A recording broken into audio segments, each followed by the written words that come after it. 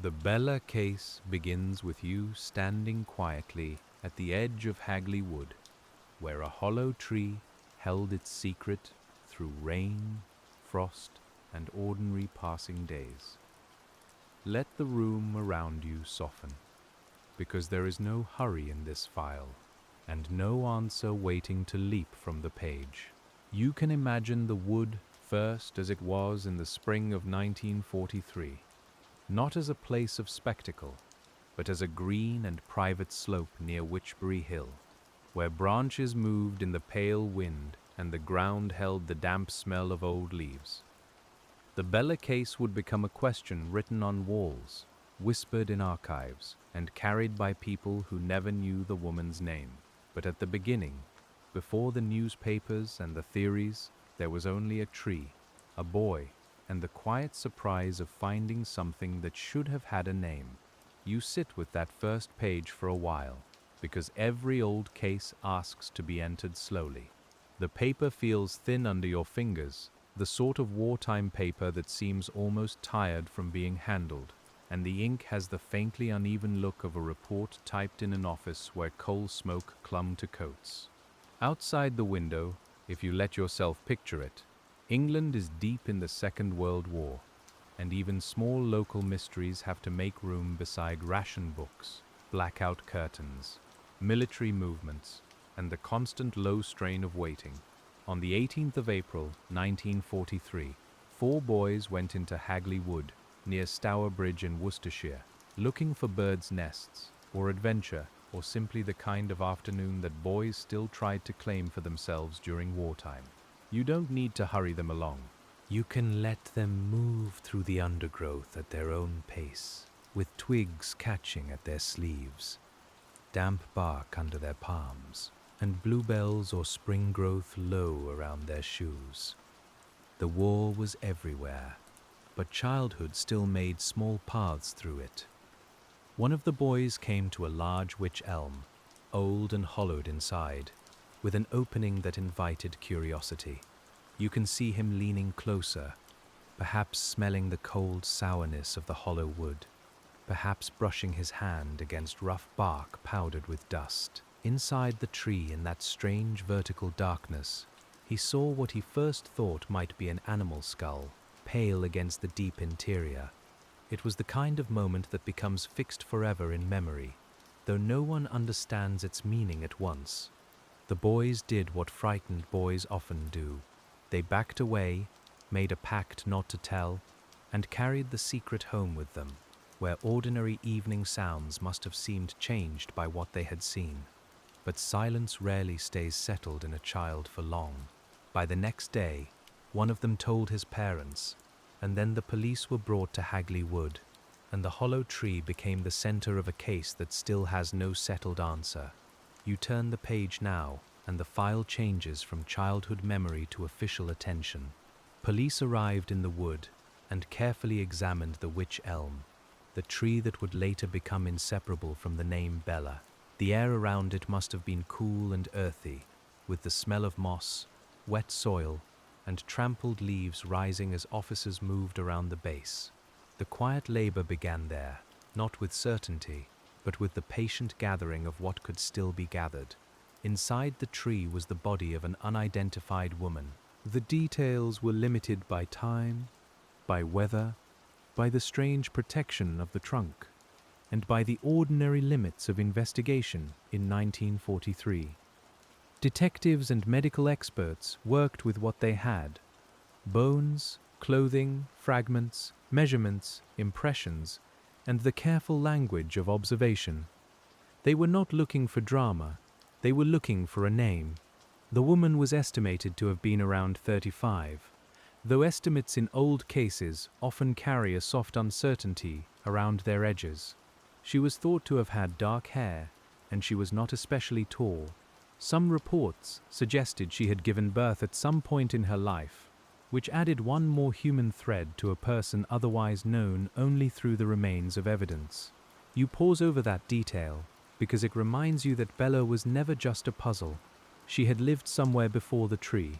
She had walked into rooms, spoken in a voice someone might have recognized, perhaps laughed at a table, perhaps looked out of a window while rain moved down the glass. The old file cannot give you those moments, but it asks you to remember they existed. In every cold case, the missing name is not an empty space. It is a life that has slipped beyond the reach of record. The investigators searched the area around the tree with the seriousness available to them. You can picture the careful movement through the wood, the dull shine of wet boots, the low voices of men trying not to disturb what might matter. The ground would not have offered itself easily. Leaves cover small things, animals move them, weather softens them, and time is always at work before anyone knows a crime scene exists. Patient detective work often begins with accepting how much has already been lost. Still, some things were found and noted. Clothing was described, shoes were considered, a ring was recorded. Fragments of fabric mattered because fabric can speak in quiet ways, through size, weave, quality, and wear. In a world of rationing and wartime scarcity, clothing could suggest class, habit, access, and sometimes region, though never with the certainty one wishes for. You feel the old investigator's caution in that work. Every clue is useful, and every clue can mislead. The pathologist examined the remains and tried to narrow time. The woman may have been in the tree for many months, perhaps longer, possibly placed there during the early years of the war. Exactness was difficult. The hollow elm had sheltered her, but it had also hidden her from the ordinary timetable of discovery. The tree kept its own conditions: coolness, darkness, damp air, insects, silence. It was a chamber made by age, not by design. As you sit with the report, you notice how much of the Bella case depends on thresholds. The edge of the wood, the opening in the trunk, the line between known and unknown. The boys crossed one threshold by looking inside, and the police crossed another by turning a private hollow into a public question. Yet even then, the most important threshold remained closed. No one could say who she was. The first task was identification, because every investigation needs a beginning that can hold. They looked at women reported absent, women who had vanished from nearby towns, women whose families might be waiting for word. But wartime Britain was not a still world. People moved for work, for service, for shelter, for secrecy, and sometimes for reasons no one wrote down. Records could be incomplete, delayed, or scattered. A woman could disappear and not immediately leave a clean line behind her. You can hear the old office around that stage of the inquiry, telephones ringing with a hard bell, typewriter keys tapping in bursts, paper being pulled from rollers, rain faint against the windows. Someone would have written names on lists. Someone would have checked dates. Someone would have compared height, clothing, dental features, and whatever family descriptions were available. The work was plain, repetitive, and necessary. It was also the kind of work that leaves no shining moment, only small doors closing one by one. The dental evidence offered one of the more practical paths. Teeth can carry identity when memory fails, and dentists sometimes keep records more faithfully than families keep letters. In the Bella case, investigators looked for a match, considering distinctive dental work and trying to trace someone who might have treated the unknown woman. But the search did not produce the answer they needed. The file stayed open, and the name stayed absent. You pause there, because a cold case often becomes cold through accumulation, not through one dramatic failure. A lead is checked and fades. A possible missing person does not match. A witness cannot be found. A letter arrives too late or says too little. The room grows quiet again after each effort, and the file returns to the shelf with slightly more paper inside it, but not yet enough light. The place itself mattered too. Hagley Wood was private land, part of an estate, and not a place everyone would casually know well. You turn that thought over gently, because it raises a question without demanding an answer. Whoever placed Bella in the hollow tree may have known the wood, or may have found it by chance.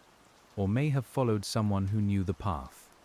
Each possibility has a different weight, and none of them settles in the hand. The tree was a wych elm, and even the name has gathered a strange patience around the case. Wych elm is not wych elm, though the old sound helped later imaginations wander. Its bark would have been ridged and rough, its interior hollowed by age or decay, its trunk wide enough to conceal what no one expected to find. You can almost feel the cold bark beneath your fingers as you stand beside it in memory, listening to birds and distant wartime traffic beyond the trees. The investigators measured the tree and considered the difficulty of placing a body inside it. That part of the file is practical and quiet, and we can keep it that way. The opening was not large. The position was unusual. Those facts suggested deliberate concealment, but beyond that, certainty became thin. The elm had hidden Bella well enough that months had passed, perhaps many months, before children looking upward and inward found the first sign. In the early days, police had to ask not only who Bella was, but when she had arrived in the wood. They worked backwards through seasons. Spring 1943, winter before it, autumn leaves, summer growth. The passage of time becomes almost visible when you read an old case this way, each month settling like dust on the same unanswered question. You find yourself imagining the tree through cold mornings and heavy rain, while nearby life continued unaware. The war shaped everything around the investigation. Petrol was restricted, police resources were strained, people were absent, posted elsewhere, displaced by bombing, or working long hours in factories and offices. Even gossip moved differently under wartime conditions, passing through queues, shelters, canteens, and railway platforms. You can understand how a missing woman might be hard to trace, especially if she lived at the margins of formal record, or if no one knew where to report her absence. And yet the inquiry continued. That is one of the gentler truths in the Bella case. However strange the discovery seemed, detectives still did the plain work. They asked questions, took statements, handled clothing, consulted experts, and tried to give an unknown woman the dignity of being known. The file may feel mysterious now, softened by decades and folklore, but in those first weeks it was also clerical, methodical, and human. Then, after the first investigation had begun to slow, the case took on the line that would outlive almost everything else. In Birmingham on a wall, someone wrote a question: who put Bella down the wych elm? The wording varied later, as remembered things often do, but the meaning stayed close.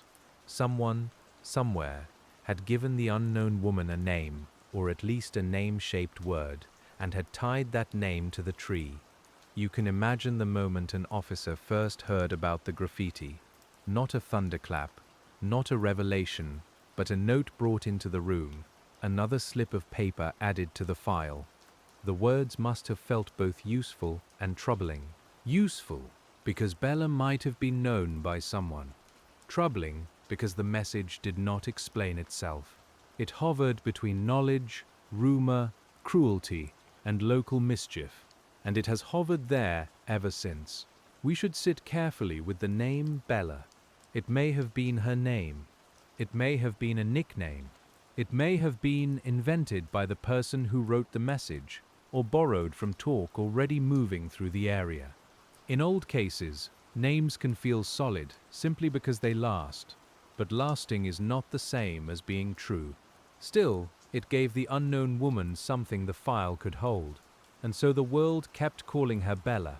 The graffiti appeared more than once over the years, in slightly different forms. Some versions said Bella, others asked who put Bella in the wych elm, and the phrase became part of local memory. You can almost see it on a wall in pale paint or chalk, letters uneven, damp brick beneath them, the sentence both childish and strangely intimate. It is the kind of clue that feels close to the answer without ever opening into it. For detectives, that message created a delicate problem. If the writer knew something, then finding the writer mattered. If the writer was only repeating gossip, then the gossip itself needed tracing. If it was a prank, it still showed how the case had entered the local mind. You turn the page slowly, because every branch of that thought leads somewhere, and none leads all the way home. The phrase also changed the case's atmosphere. Before Bella had a name, the investigation concerned an unidentified woman found in Hagley Wood. After the graffiti, the case became the Bella case, a question with a rhythm people could remember. Memory is not always kind to facts. It can preserve what is catchy and lose what is precise. Still, without that phrase, perhaps fewer people would have carried the story forward. You sit now with the first major reason the case went cold. Identification never settled. Without a confirmed name, detectives could not easily build a life around Bella. They could not reliably trace her last known movements, her friends, her work, her family, her worries, or the people who might have expected her at a certain hour. A body without a name leaves investigators standing outside the house of a life, listening for voices through a closed door. The missing person checks did not bring certainty. Dental inquiries did not bring certainty. Clothing and personal items suggested possibilities, but not enough. Even the name Bella, if it was a real name at all, did not narrow the field cleanly. There were many women who might have used it, and many more whose lives were poorly recorded. In wartime, absence could have several explanations, and some families may never have connected their private worry to the hollow tree in Worcestershire. Another reason was the delay. Time had entered the case before the police did. That is often the quietest and strongest force in an old investigation. Weather had worked on the scene. The tree had enclosed evidence and also changed it. Witness memories, if there were witnesses, had already begun to blur. You know this from any old file. The first hours matter, and here the first hours were long gone before anyone knew they had passed. Then there was the landscape of rumor. The Bella case attracted explanations because it offered so little certainty. A wartime spy, a local woman, a person connected to nearby towns, a stranger passing through, a story involving occult practice, a German singer, a vanished acquaintance. Each idea arrived with its own small bundle of claims, and each required patience, because a theory can be vivid and still be wrong. We do not need to chase them quickly. We can place them on the desk one at a time, like old envelopes sorted under a small lamp. The paper smells faintly dusty.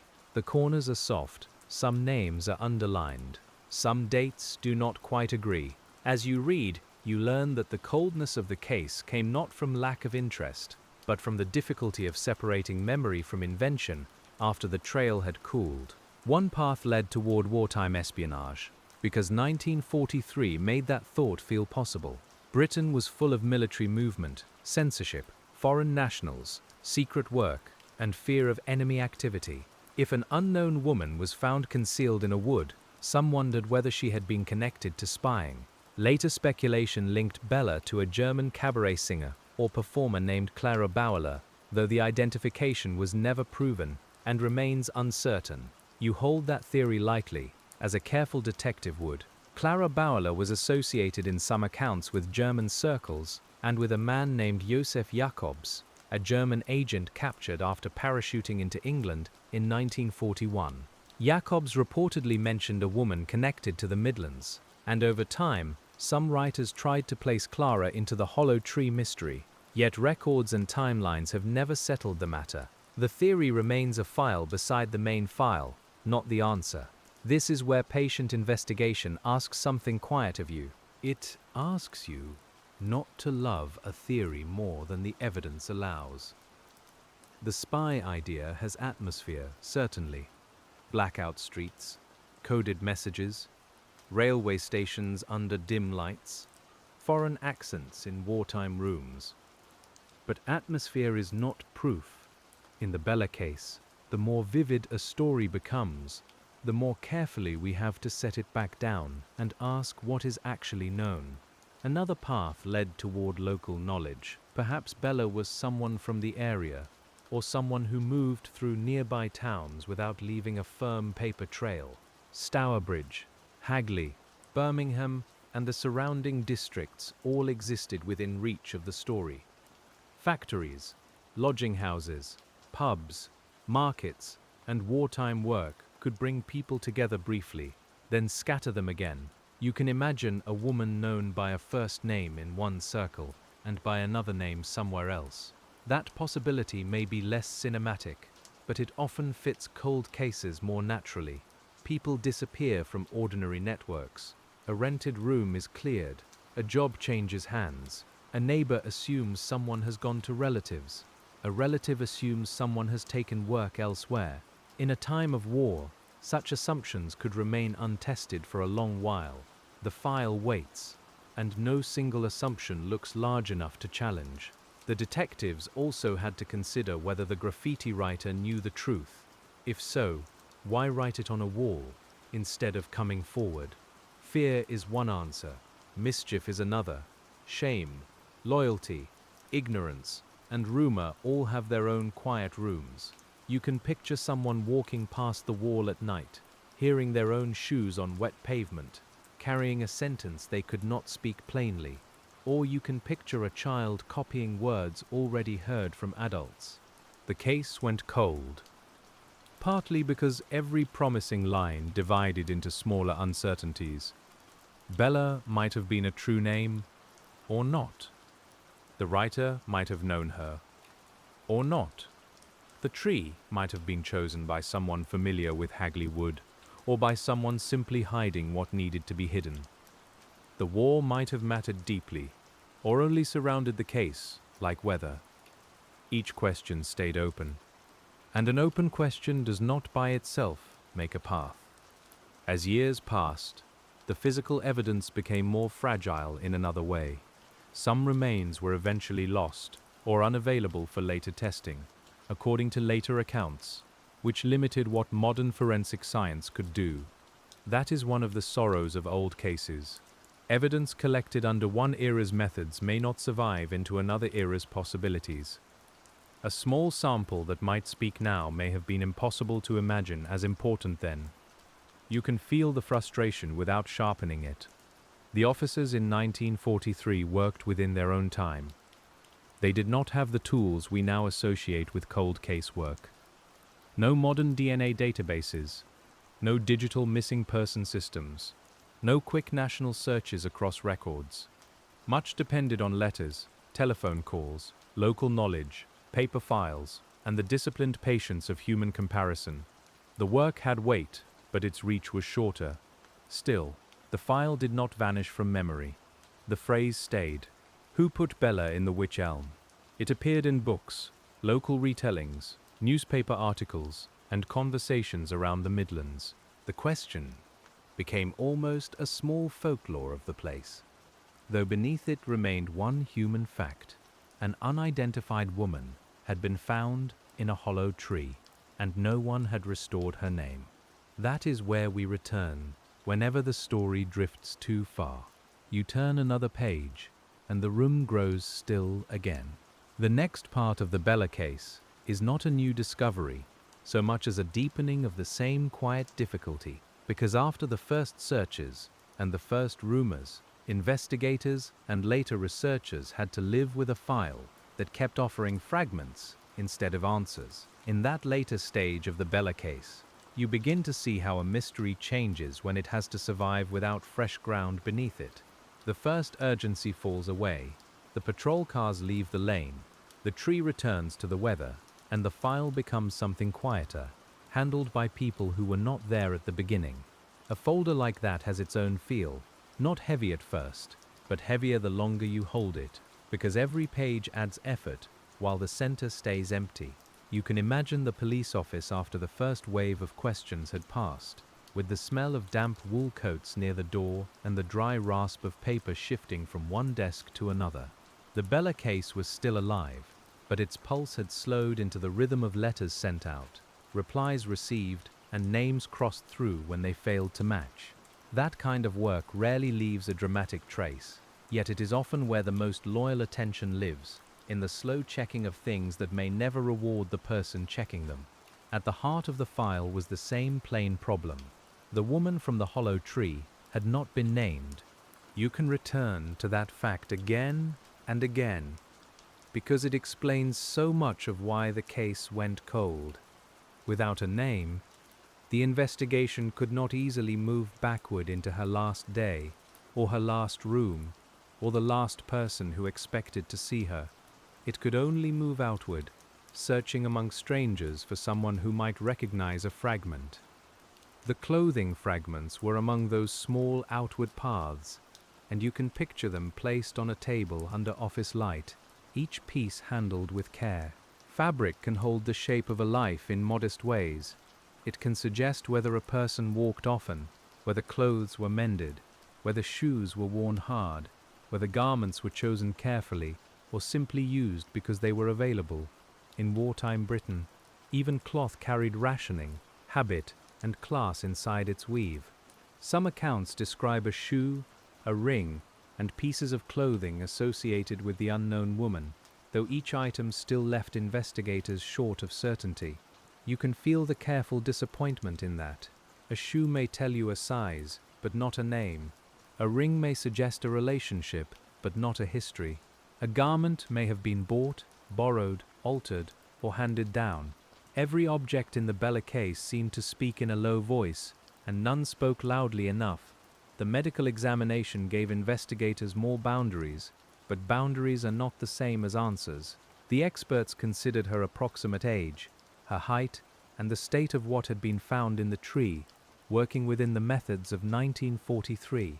You can imagine the chill of the examination room, the clean, sharp smell of disinfectant, and the professional hush of people trying to be precise. Even there, the unknown woman remained just beyond reach. One feature drew attention because it seemed to carry meaning. A piece of fabric was found in relation to her mouth, and investigators considered whether it pointed to the way she had died. We can say this gently, because the point is not to dwell on harm, but to understand the limits of the inquiry. It suggested that her death may not have been natural, and it gave the police reason to treat the case as something requiring serious investigation. Still, it did not tell them who she was. You pause with that evidence as a detective might, letting it rest on the desk without pushing it too far. The fabric mattered, but it did not explain the tree. It did not explain why no one came forward with certainty. It did not explain the message later written on the wall. It simply joined the other facts, each one modestly lit, each one surrounded by shadow. The file grew by addition, not by resolution. But there was one more detail that changed the mood of later reading, and it came not from the tree itself, but from the way people began to talk about the case afterward. The Bella case moved from police inquiry into local memory with unusual ease, perhaps because the image of a hollow tree was so hard to forget. You can see how it would travel: a conversation in a shop, a lowered voice in a bus queue, a remembered article folded beside a breakfast plate. The war gave people enough to worry about, but a mystery so close to home could still find its way into ordinary speech. When a case enters conversation, it gains reach, but it also gathers mist. People repeat what they heard, not always what was recorded. A name becomes firmer in the telling. A date shifts by a season. A location becomes more exact or less exact, depending on the teller.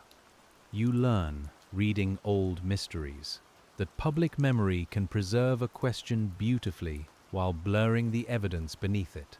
That happened around Bella in the Wych Elm. The phrase on the wall may be the clearest example. Who put Bella in the Wych Elm?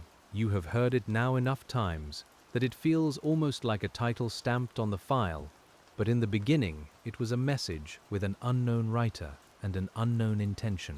The word Bella may have been a clue, or it may have been an invention, and that uncertainty kept investigators from trusting it fully. Still, once the name entered the world, it stayed. You can imagine an officer copying the words into a notebook, perhaps with a pencil softened by use, the letters forming slowly under the pressure of a careful hand. The message would have been noted because any sign of knowledge mattered. If someone knew her as Bella, that person might know where she came from.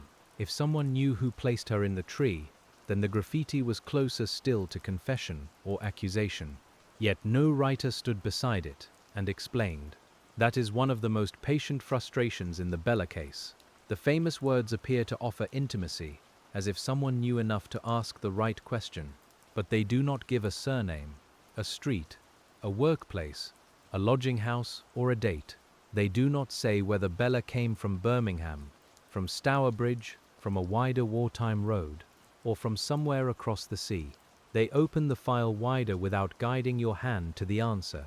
You sit with the wall for a while, because a wall is not a witness in the ordinary sense, but it does hold a human gesture. Someone chose the words. Someone understood that the hollow tree mattered. Someone used Bella as if the name would be understood, or as if the name itself might unsettle those who read it. The brick would have been cold under the paint or chalk, and rain would have softened the edges in time, but the sentence stayed in memory. The police had to work through the possibilities calmly. If the message came from a person with direct knowledge, then the writer may have been afraid to speak openly.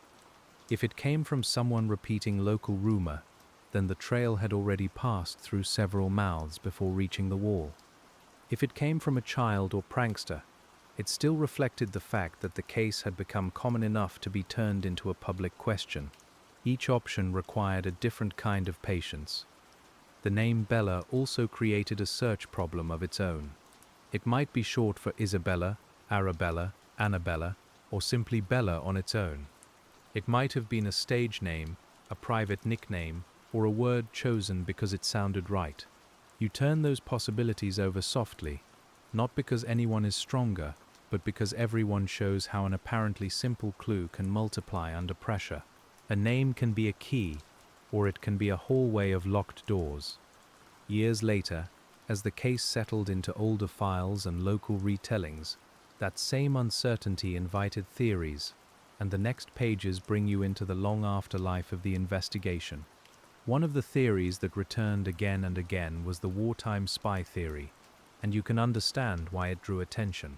The Bella case unfolded during the Second World War, when Britain lived under secrecy, fear, and restriction, and when foreign agents were not merely imaginary figures from novels. The countryside, the railways, the factories, and the cities all existed within a guarded national mood. Even an unidentified woman could be folded into that atmosphere. You read the spy theory carefully because it has a soft darkness around it that can make it feel more persuasive than it is. There were real spies. There were real secret services. There were real foreign nationals and real wartime fears. Yet a true setting does not make every story within it true. From the task, as you sit at the desk with the file open, is to separate historical weather from evidence that points directly to Bella. Some accounts linked the case to Joseph Jacobs, a German agent who entered Britain during the war and was captured. Around his story, later writers found references that seemed to point toward a woman connected with German entertainment circles, sometimes identified as Clara Bauerle. You can imagine how that connection might catch in the mind. A foreign singer, a wartime agent, a woman missing from easy view, a body in a hidden tree. The pieces feel like they want to arrange themselves, but patient detective work resists the pleasure of a neat arrangement when the proof does not follow. Clara Bauerle has never been confirmed as the woman in Hagley Wood. The records, timelines, physical descriptions, and surrounding claims do not settle the identification. You can place her name beside the Bella case, but not over it. The file allows the possibility to be discussed, and then asks you to leave it where the evidence leaves it, unresolved. The spy theory also shows how cold cases can attract stories that seem to fill emotional space. A missing identity is uncomfortable. A secret agent plot gives the mind something structured to hold. It gives motives, networks, danger, and hidden knowledge. Yet, the unknown woman in the Wych Elm may have had no connection to espionage at all. She may have lived an ordinary life whose records were too thin, too scattered, or too overlooked for police to follow. You can feel how careful that distinction needs to be. Ordinary does not mean unimportant. A life without spies or coded messages is still a whole life, and the loss of that life deserves the same attention.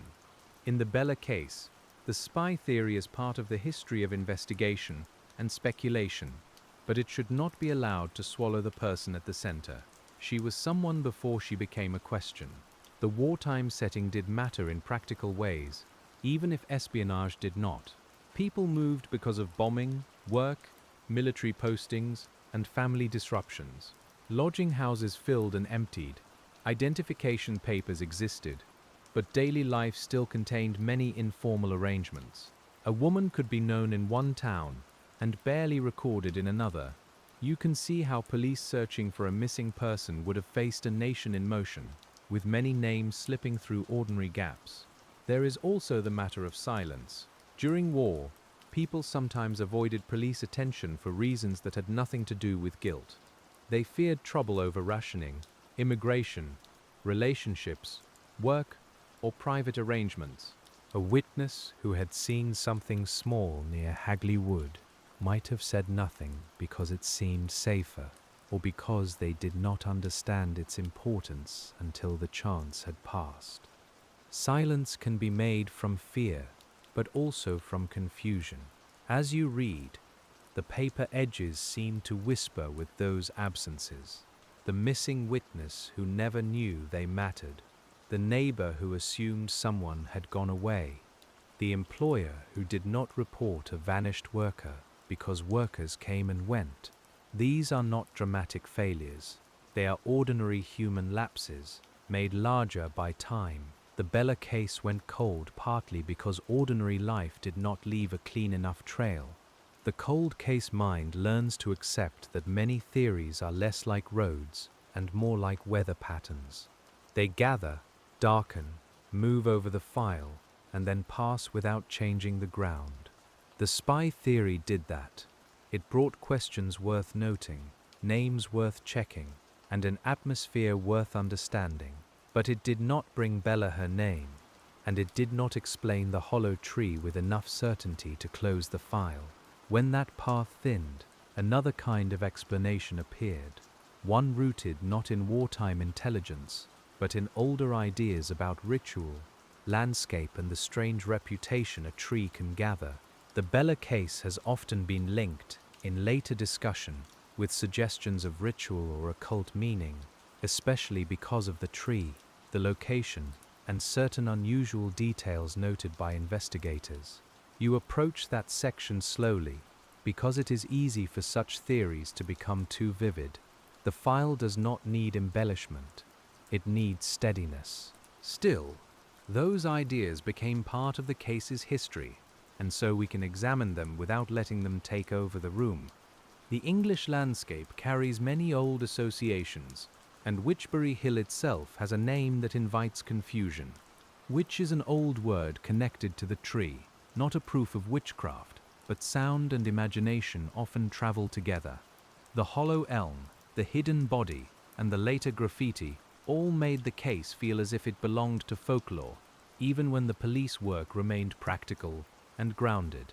You can see how local memory might lean in that direction. In some later accounts, writers referred to the views of people interested in folklore and ritual, including suggestions that the position of the body and the surrounding details might have ritual significance. But suggestions are not findings. They belong in the margin, not in the center, unless evidence supports them. You can picture a note in pencil beside that paragraph, small and restrained, reminding you that old cases often absorb the fears and fascinations of the people who inherit them. There was also the detail of a hand, found separately from the main remains, which contributed to later speculation. We can mention it plainly and without lingering, because it was part of the investigative record and one reason the case drew unusual interpretations. The important point is not the detail itself, but how investigators and later commentators understood it. Was it the result of natural disturbance, concealment, or something more deliberate? The answer was never firmly established. Here again, uncertainty made room for story. The more incomplete the evidence, the more the mind tries to supply shape. You feel this as you read. A hollow tree becomes symbol. A hill becomes ancient. A missing name becomes almost mythical. But the steady detective voice in the room brings you back to the softer, harder truth. Bella was a person, and the unanswered question is not a legend's question. It's a human one. The ritual theory may have endured because it offered an explanation for strangeness. People often look for strange causes when the facts themselves feel strange. Yet a case can be unusual without being ritualistic. A tree can be chosen because it is hidden. A remote place can be used because it is remote. A detail can seem meaningful later because time has stripped away its ordinary context. You let that caution settle gently over the page. The investigators in 1943 were not working inside a folktale. They were working in a county shaped by war, shortages, farms, estates, lanes, and towns. Their questions were practical. Who was she? How long had she been there? Who last saw her? Who knew the wood? Who wrote the message? Those are the questions that keep a case file alive, and they remain more useful than any theory that shines too brightly. Still, the folklore around Bella in the Wych Elm became part of why the case stayed remembered. Many cold cases disappear from public attention when records thin and witnesses pass away. The Bella case did not disappear, partly because the image at its center was so unusual, and partly because the graffiti gave it a question people could repeat. Folklore preserved the file, even while it sometimes blurred it. That is a strange kind of service. You sit with that double nature for a moment. A story can keep a victim from being forgotten, and it can also make the victim harder to see. It can carry the name Bella forward, while burying the unknown woman beneath theories about spies, rituals, and coded messages. Patient work means lifting those layers one at a time. Not to strip away all mystery, but to keep the person visible. The lamplight stays on the human center. And then, years after the first investigation, another voice entered the case, not from the wood, but through a letter, and the file took on a different kind of unease. In the 1950s, accounts began to circulate around a woman using the name Anna, who claimed to know something about the Bella case. You can picture the letter as another object on the desk, creased by folding, smelling faintly of paper and dust. Its words both inviting and uncertain. It arrived after time had already changed the case. Witnesses had moved on. Memories had loosened. The first investigation had become old enough for people to reinterpret their own past. The letter, as later reported, suggested a story involving a woman, a car journey, and men who concealed the body in the tree after something went wrong. In some versions, a Dutchman or foreign man appears, and a man connected to the letter writer is said to have been troubled by what he knew. You do not need to treat the claim as settled. You only need to hear the way it tried to give the mystery a human chain of events. Such late claims are difficult for investigators. They may contain truth. They may contain memory warped by fear, illness, guilt, or hearsay. They may be attempts to make sense of something overheard years earlier. You can imagine a detective reading the letter, feeling the old case stir again, but also knowing that a story told after a decade must be tested gently and firmly. Time does not make a claim false, but it does make it harder to verify.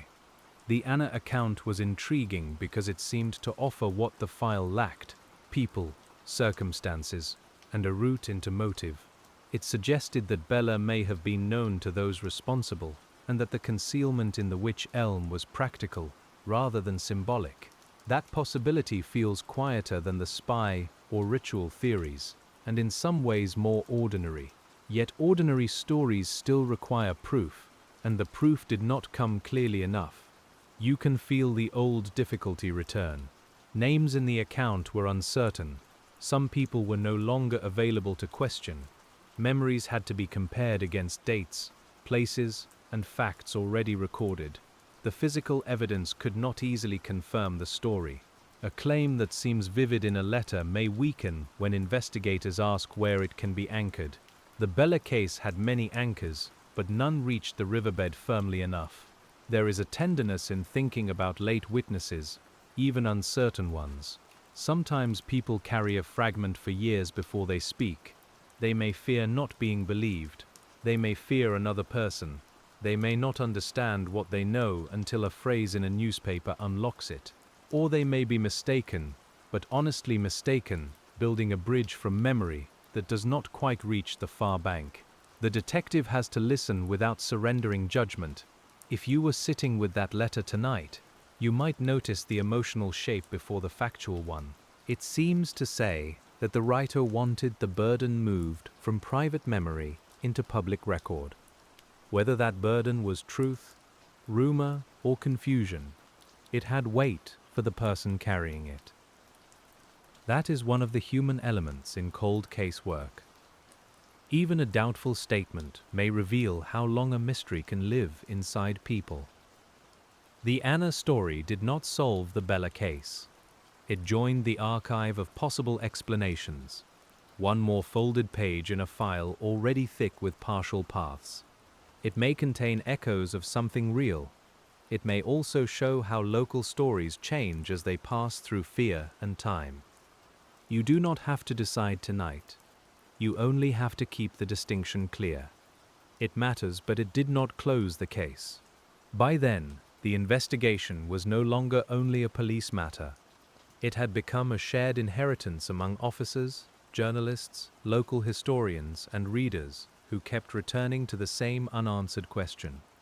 You can imagine the records being handled in different rooms over the years, under different lights, with different hands flattening the same pages. Some readers came seeking a culprit, some came seeking a name. The best of them, perhaps, came seeking care. When the next box comes down from the shelf, the coldness of the case feels less like a wall and more like a series of distances, each one measured in paper, memory, and time. The first distance is the distance between Hagley Wood and any place Bella may have called home. That distance might have been a few miles, or far more. You can trace circles on a map, if you like, beginning at the hollow tree and widening outward through Hagley, Stourbridge, Birmingham, and the wider Midlands. The paper map has creases at the folds, and the place names sit quietly in small print. Somewhere beyond those names, a life may have been waiting to be recognized. The second distance is social. Bella may have belonged to a family that missed her immediately, or she may have lived in a way that made her absence easier for others to misunderstand. Some people are held tightly by records and relationships. Others move through looser networks, known by first names, jobs, rooms, favors, and chance meetings. If Bella lived in the second kind of world, the investigators would have had far less to follow. You know how a lodging house life can disappear on paper. A room paid weekly. A landlady who remembers a face but not a surname. A suitcase taken or left. A workplace where shifts change and names are written casually. Wartime pressures made that looseness even greater. A person could leave a room, and someone might assume she had found better work, gone to relatives, taken a train, or made a private choice. Assumptions can be soft blankets over absence. The third distance is administrative. Records existed, but they were not joined together in the way modern investigators now expect. A missing person report in one area might not quickly meet an unidentified body report in another. Dental records depended on knowing which dentist to ask. Clothing descriptions depended on families recognizing general details. You can hear the shuffle of envelopes and the slow movement of postal days inside that distance. The investigation walked where modern systems would later run. The fourth distance is emotional, and it may be the hardest to measure. To solve a case, someone often has to care enough to keep asking when the first asking fails. In the Bella case, Many people did care, but caring cannot manufacture evidence. A detective may remember the file for years. A journalist may return to it. A local researcher may follow every mention. Still, if the key witness never speaks or the key record never existed, patience can only keep the door from closing. You sit with that thought because it is not defeatist. It is honest. Cold cases sometimes remain cold not because of indifference, but because the world did not leave enough recoverable traces. The investigators may be diligent, the public may be curious, and the file may be reviewed many times, yet the answer remains outside reach. The Bella case is one of those mysteries where effort and absence sit side by side. The hollow tree itself became another distance once it was gone. The wych elm was eventually cut down or no longer stood as it had, and the physical center of the case changed from a living object into a remembered one.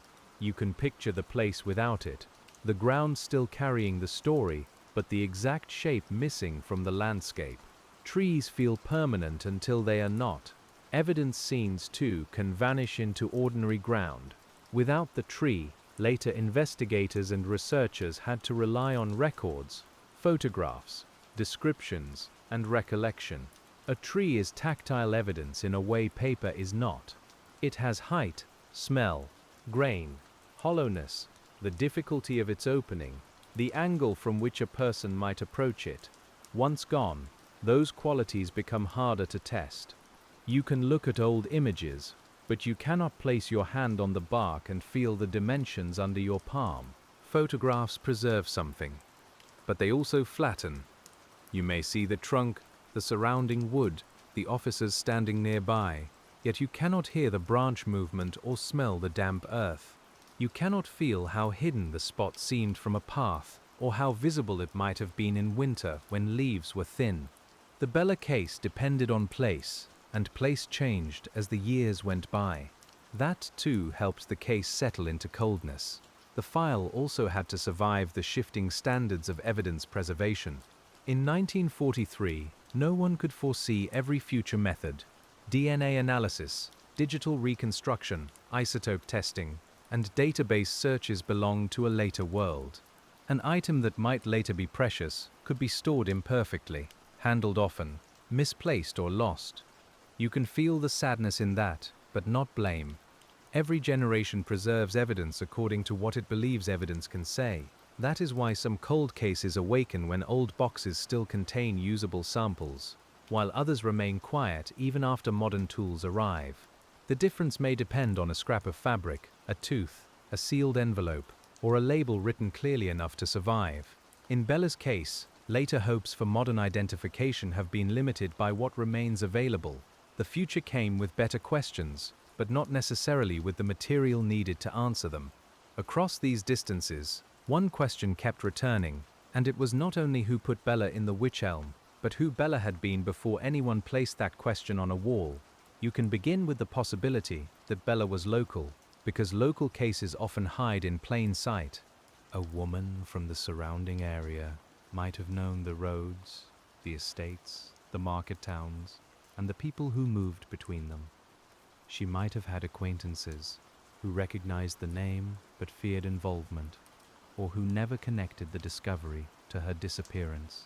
The Midlands in wartime held many lives in motion, and a local woman could still become hard to trace. If she was local, then the hollowed tree might suggest familiarity on the part of whoever concealed her. Hagley Wood was not simply a random city alley or railway verge. It required approach, decision, and some confidence that the place would remain undisturbed. You can imagine someone who knew the estate paths, or had wandered there before, or had learned that the old elm was hollow. That knowledge would be quiet, practical, and difficult to prove, but you must also leave room for the stranger possibility. Bella may have come from elsewhere, passing through the area because of work, travel, war, or personal ties. Railway stations connected towns and cities. Roads carried military and civilian movement. Factories drew workers. People lodged temporarily and moved on.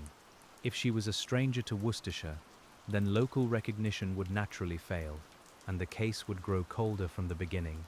The war made both possibilities plausible. A local life could be poorly recorded, and a transient life could be barely recorded at all. You can see why detectives had trouble fixing the point of origin. Every time the search widened, it became more difficult. Every time it narrowed, it risked missing someone just beyond the chosen circle. The Bella case required breadth and precision at the same time, and that is a hard balance even now. Then, there is the question of class and circumstance. Clothing, dental work, and physical condition may suggest broad impressions, but they rarely tell a whole biography.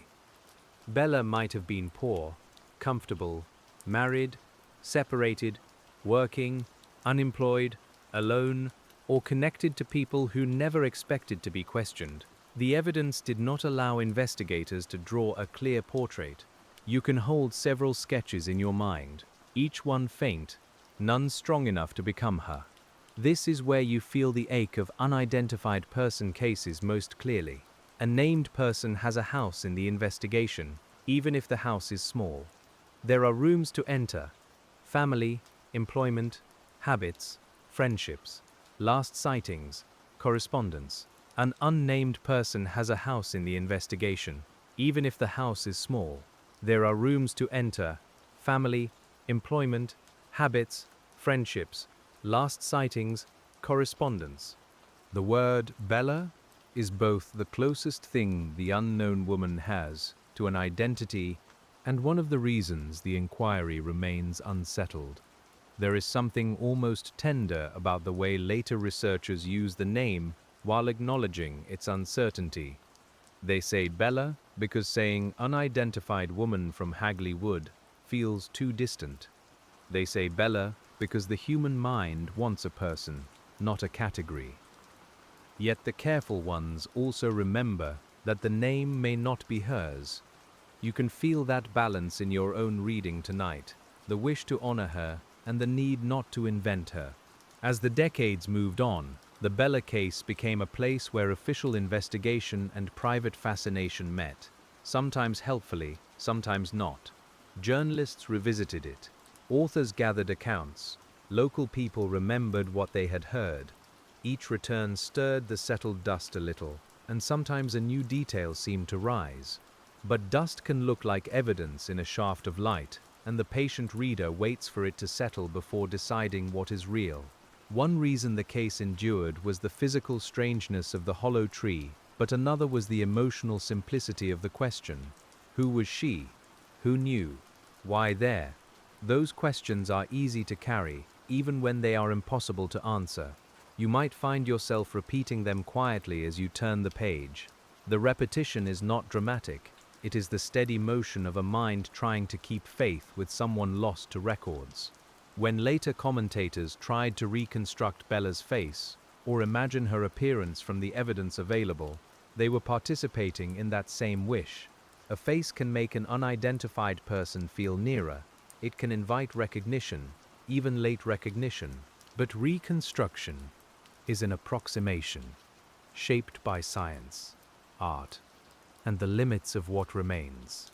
You can look at such an image gently, as an attempt at nearness, not as the return of certainty.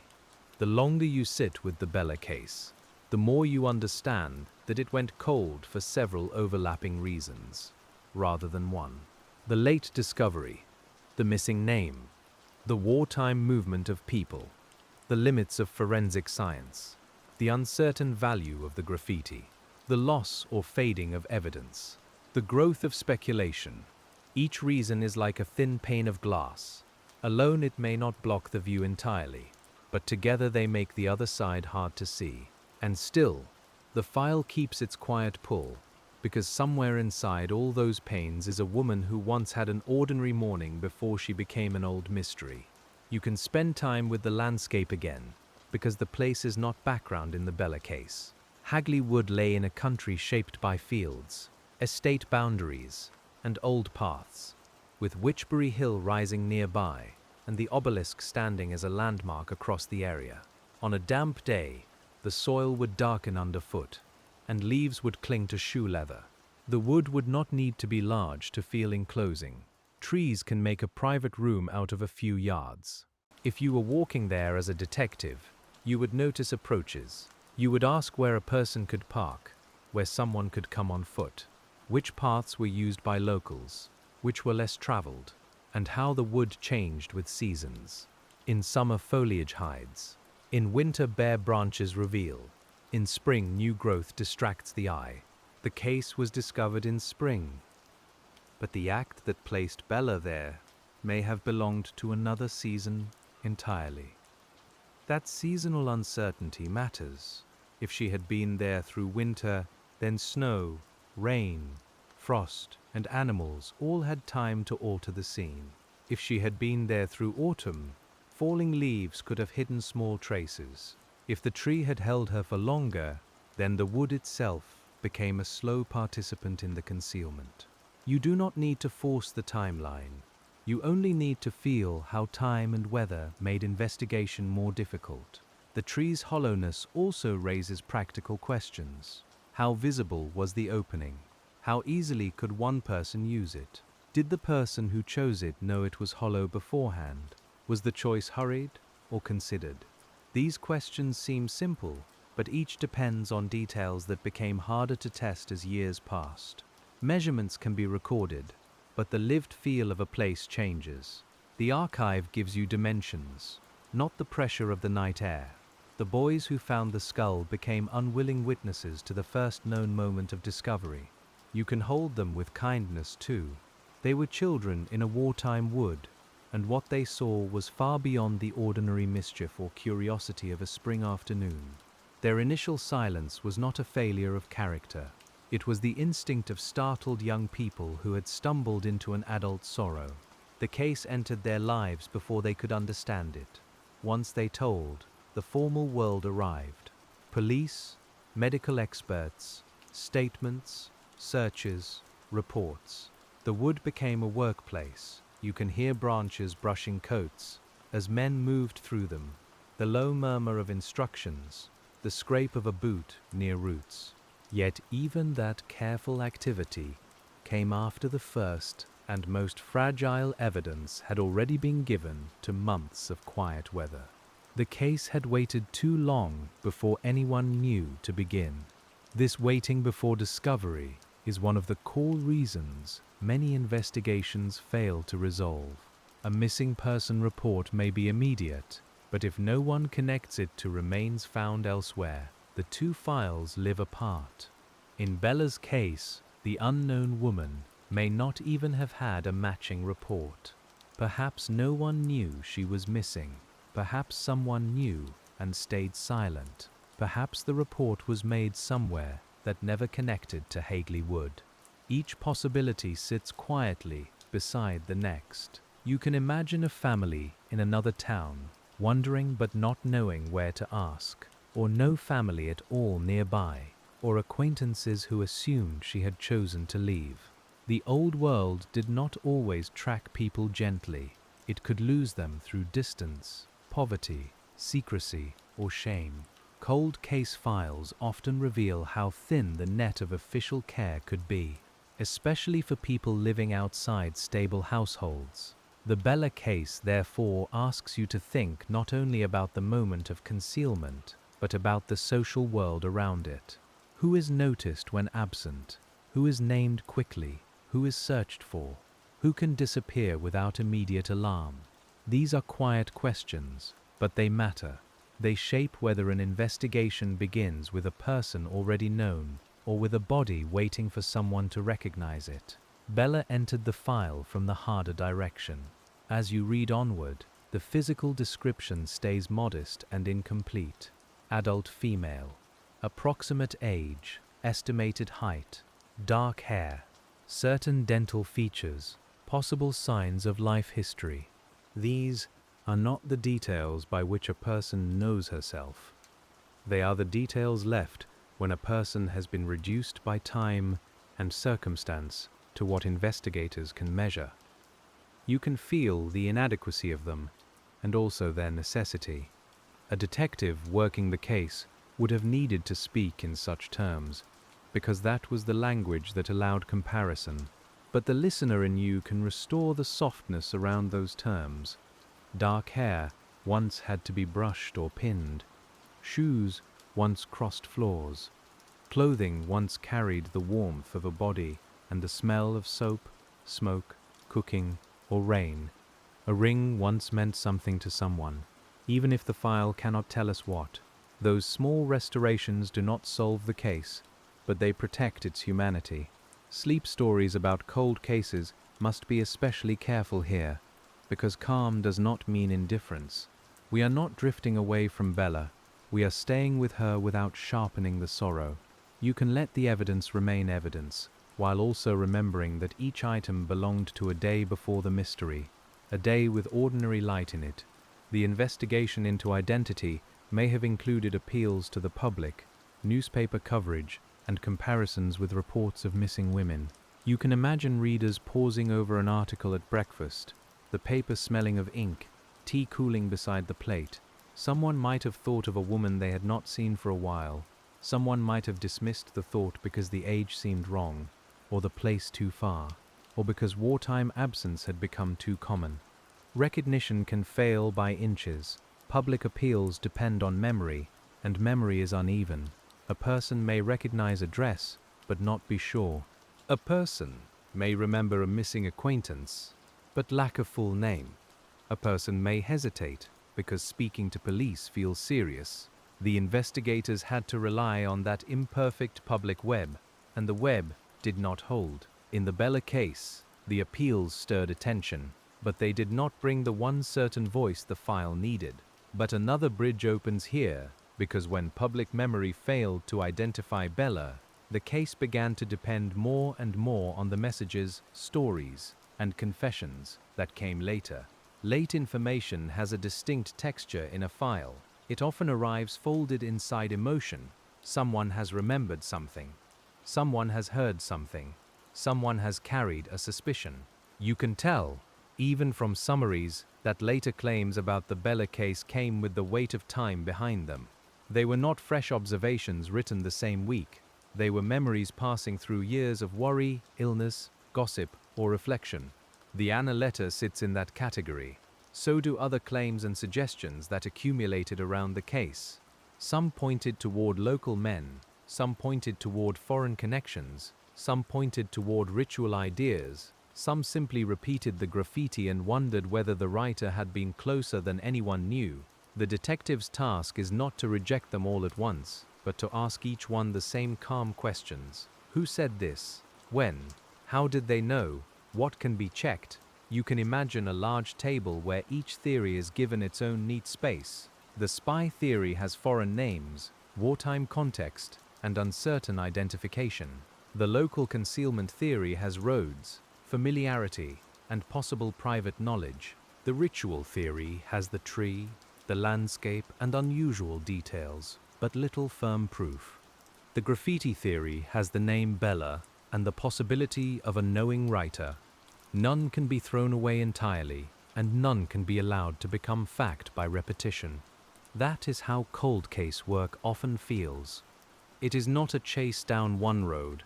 It is a long evening with several dim lamps, each lighting a small area and leaving the rest unlit. You move between them slowly. You check the same dates again.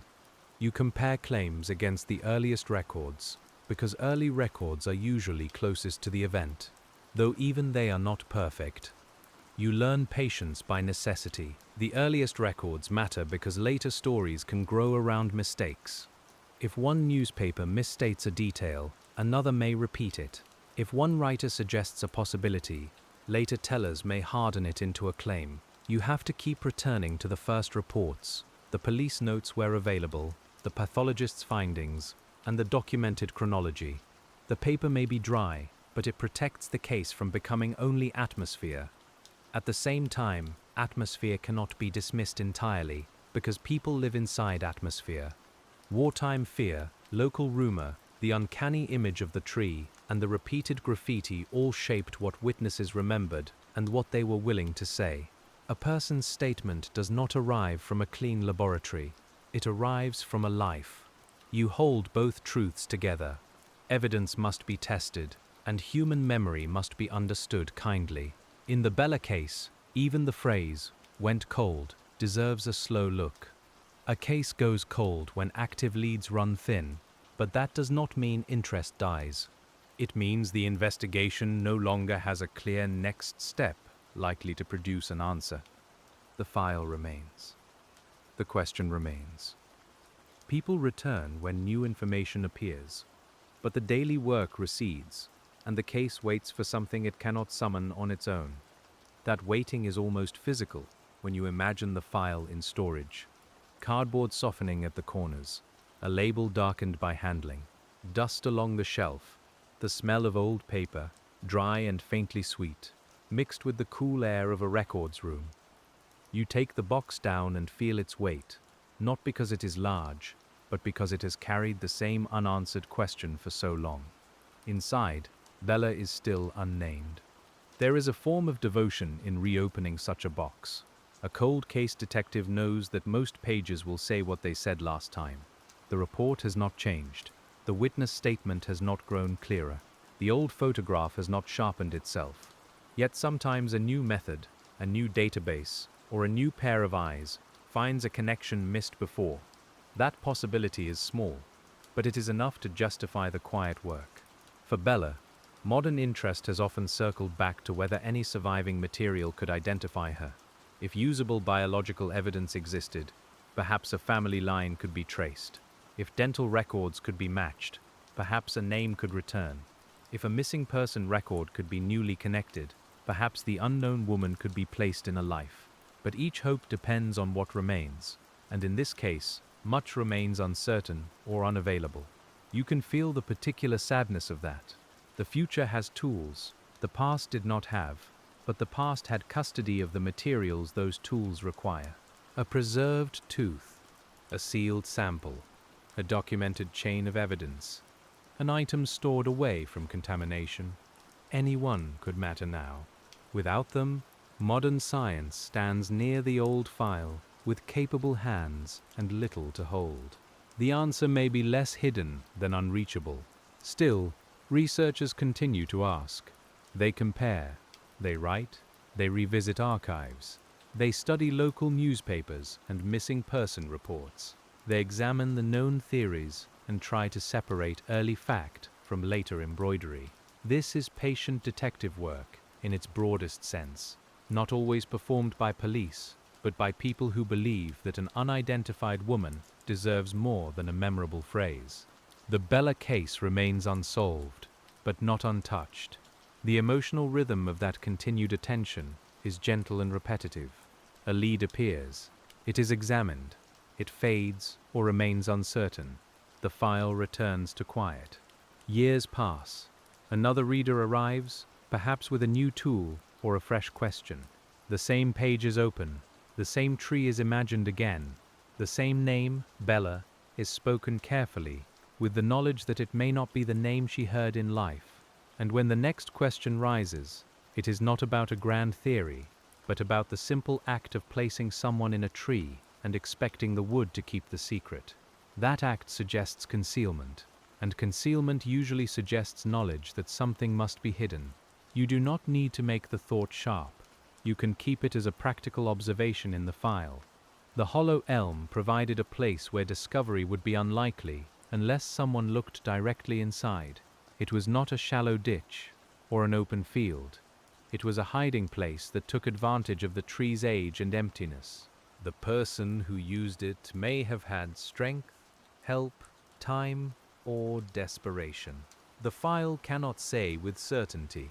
You can imagine investigators considering whether more than one person was involved, whether a vehicle was nearby, whether the location could be reached under cover of darkness, and whether the tree had been known beforehand. Each question leads into another, and each answer depends on facts the years did not preserve well enough. If someone knew Hagley Wood, that narrows the circle in one way. If someone did not, then perhaps the location was discovered by chance or chosen under pressure. You might study maps, estate boundaries, nearby roads and paths used by workers or locals. You might ask, Who had reason to be there during wartime? Who had access? Who could move without drawing notice? Yet after months had passed, the landscape could no longer answer many of those questions. Concealment also affected the timing of identification. Had Bella been found quickly, her clothing might have been recognized more readily. Witnesses might have remembered recent movement, and missing person reports might have aligned more closely. The tree delayed everything. It protected the secret at the exact stage when evidence is usually most alive. By the time discovery came, the case had already begun to age. That early aging is one of the coldest facts in the file. You can sit with the tree as both object and accomplice of circumstance, though not with malice. It was simply a tree, hollow and old, receiving what someone placed inside it. Seasons passed through its branches. Birds came and went. Rain moved down its bark. Children entered the wood, months later, and broke the silence by accident. The tree did not speak, but it shaped every question that followed. The detectives would have had to reconstruct what the tree permitted. Could the body have been placed through the opening in the condition found? Would clothing snag? Would someone have needed to lift, push, or adjust? Such questions are uncomfortable, but in the file they are practical, and we can keep them without detail. They matter because they may indicate planning, familiarity, or help. The physical world often tells investigators what intention refuses to say. But here again the record does not produce final clarity. The scene was old. The tree was peculiar. The evidence was limited. Even if investigators formed impressions, impressions could not become proof without support. The Bella case repeatedly offers this pattern. A fact points towards something, but not far enough. The finger points into mist. You follow it as far as you can, then mark where the path disappears. This is why later theories tend to grow around the physical strangeness of the concealment. A hollow tree feels chosen, almost symbolic. But practical concealment can look symbolic after enough time passes. A person seeking to hide something may choose the most available hidden place, not the most meaningful one. The mind of the later reader adds meaning because meaning is easier to hold than randomness. You remind yourself of that as the pages turn. Still, the tree's location on private estate land may matter. It suggests that the person responsible either had some local knowledge or took a significant risk. The area was not a busy public street, but it was not beyond all human reach either. People walked, worked and explored. Boys searched for nests there. The hiding place was hidden, but not impossibly remote. That balance of privacy and accessibility kept the question alive. If you close your eyes for a moment, you can hear the wood without making it frightening. A distant bird, a branch knocking softly against another branch, damp leaves shifting under a small animal. The air cool beneath the canopy, even when the wider day is mild. Somewhere in that ordinary soundscape, the case rested unknown for months. It is strange because ordinary places can hold extraordinary silence without changing their outward face. The next page asks you to return from the wood to the human circle, because whoever Bella was, she did not begin as a figure in a landscape. The lost identity remains the gentlest and deepest part of the Bella case. We can talk about theories for hours, but every theory is secondary to the fact that no confirmed family name stands beside her. In official and public memory, she remains Bella because the wall gave her that word. Yet before the wall, before the tree, before the boys and the police, she had her own inward life, unrecorded here but real. You can imagine small things, not as claims, but as reminders.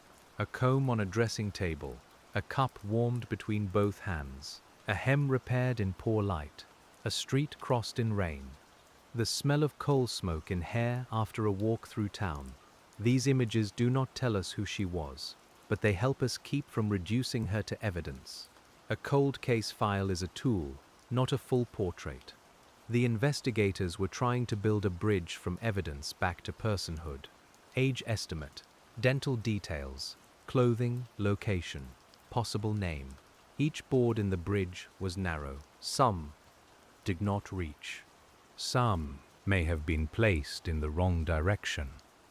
But the attempt itself matters.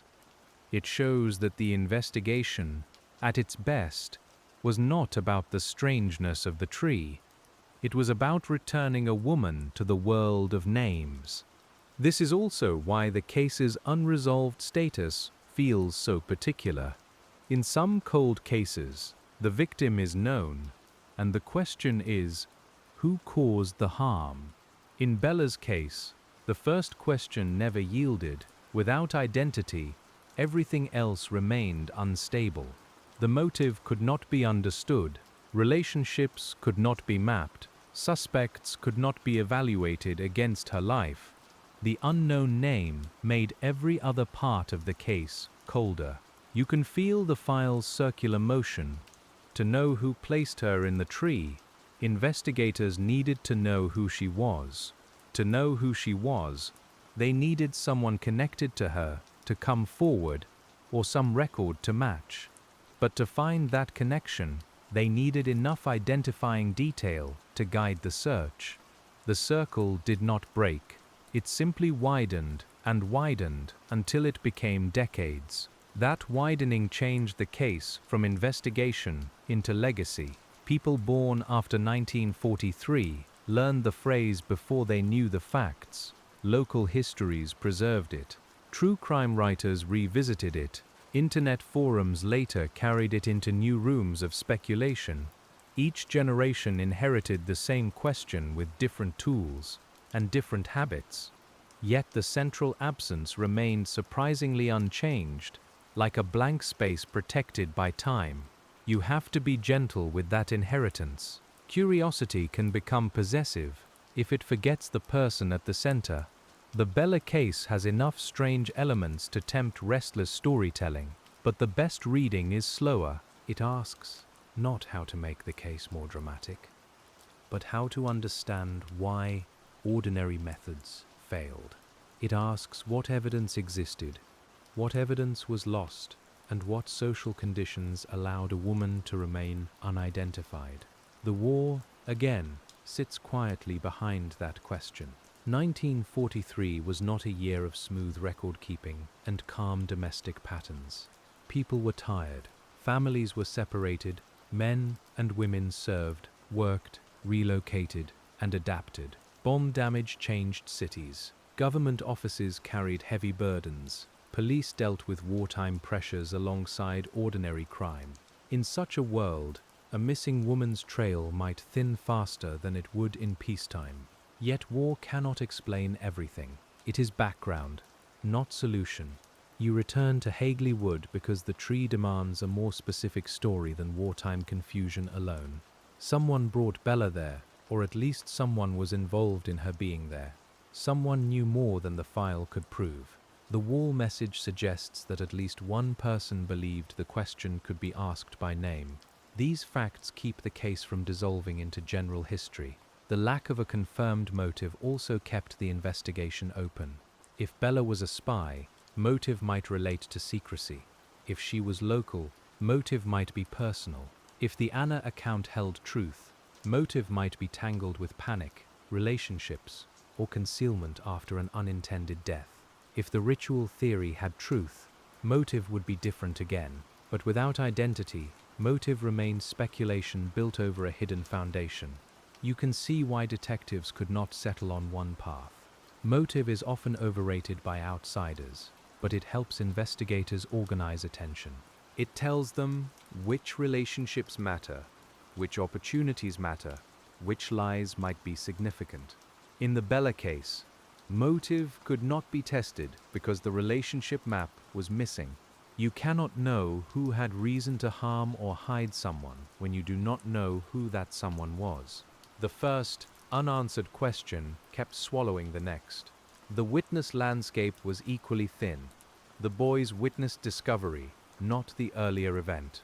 The graffiti writer witnessed something, heard something, imagined something, or invented something, but never became known. Later letter writers and claimants arrived through layers of time. The case lacked a clear last sighting, that precious cold case anchor where a person is seen entering a car, leaving a shop, boarding a bus, or speaking to someone named. Bella's last known moment remained hidden before the file even opened.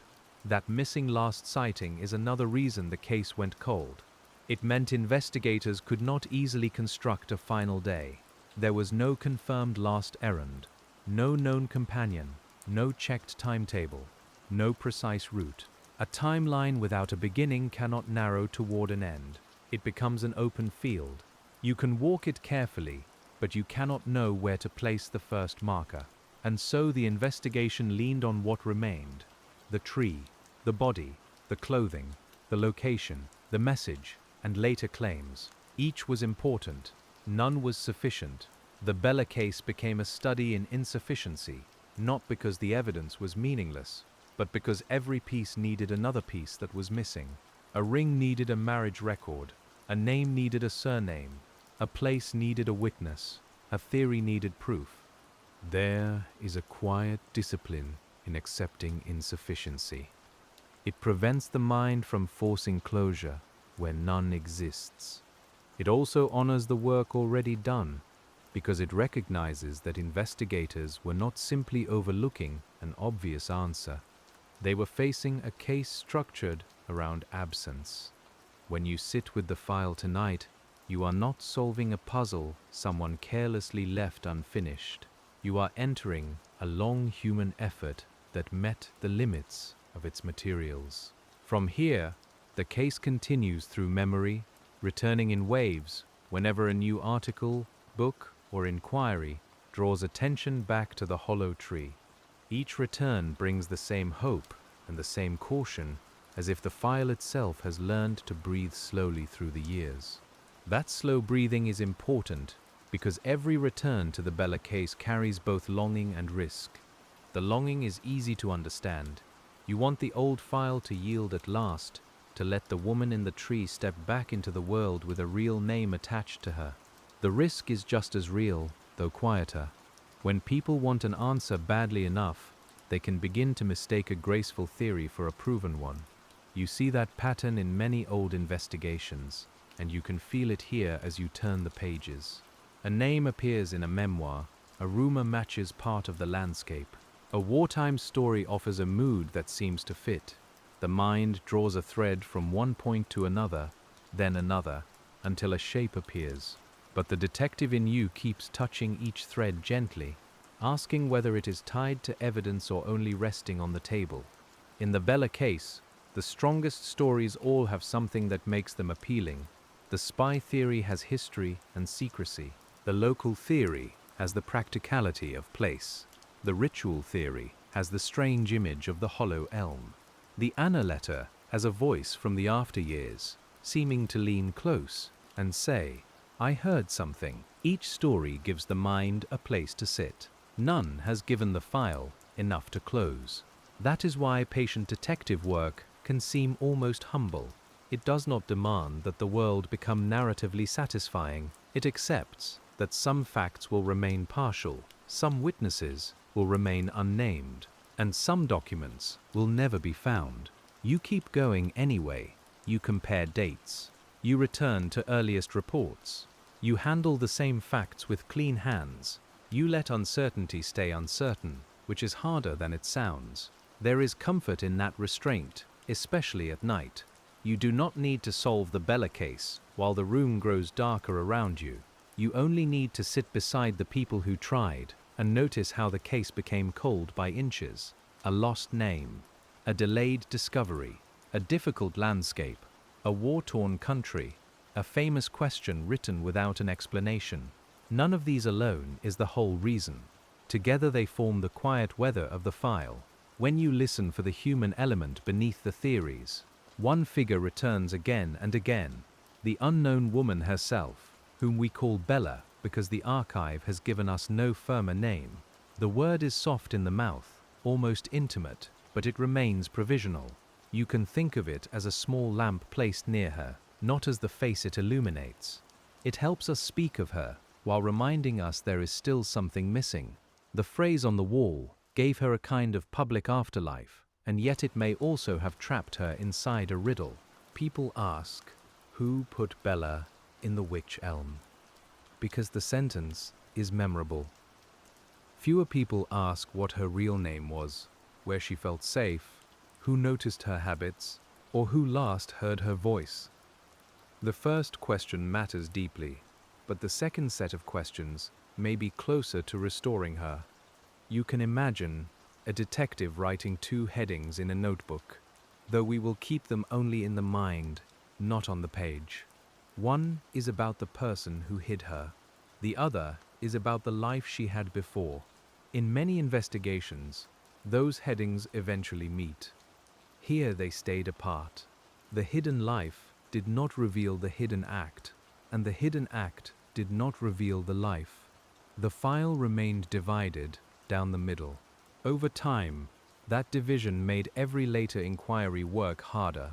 If a researcher began with Bella as a spy, they had to prove she was the missing woman before the rest mattered. If they began with a local suspect, they had to connect that person to a woman no one could name. If they began with the graffiti, they had to identify the writer before knowing whether the writer knew anything at all. Each route asked for the missing piece first. This is the patient geometry of a cold case. You can move around the shape, but the center is still absent. The outside lines are visible enough to trace. Hagley Wood, the 18th of April 1943, the hollow Wych Elm, the unidentified woman, the later wall message. Inside those lines, the drawing fades. You lean closer under lamplight, and the paper gives you texture, but not the full picture. Another reason the Bella case endured is that it stands at the meeting point of official language and folk language. Officially, it is an unidentified woman found in Hagley Wood during wartime, investigated through ordinary police methods and forensic examination. Folk memory calls it Bella in the Wych Elm, a question painted into public imagination. You can feel the 2 versions sitting side by side, one in typed reports, the other in whispered retellings. Neither version is enough alone.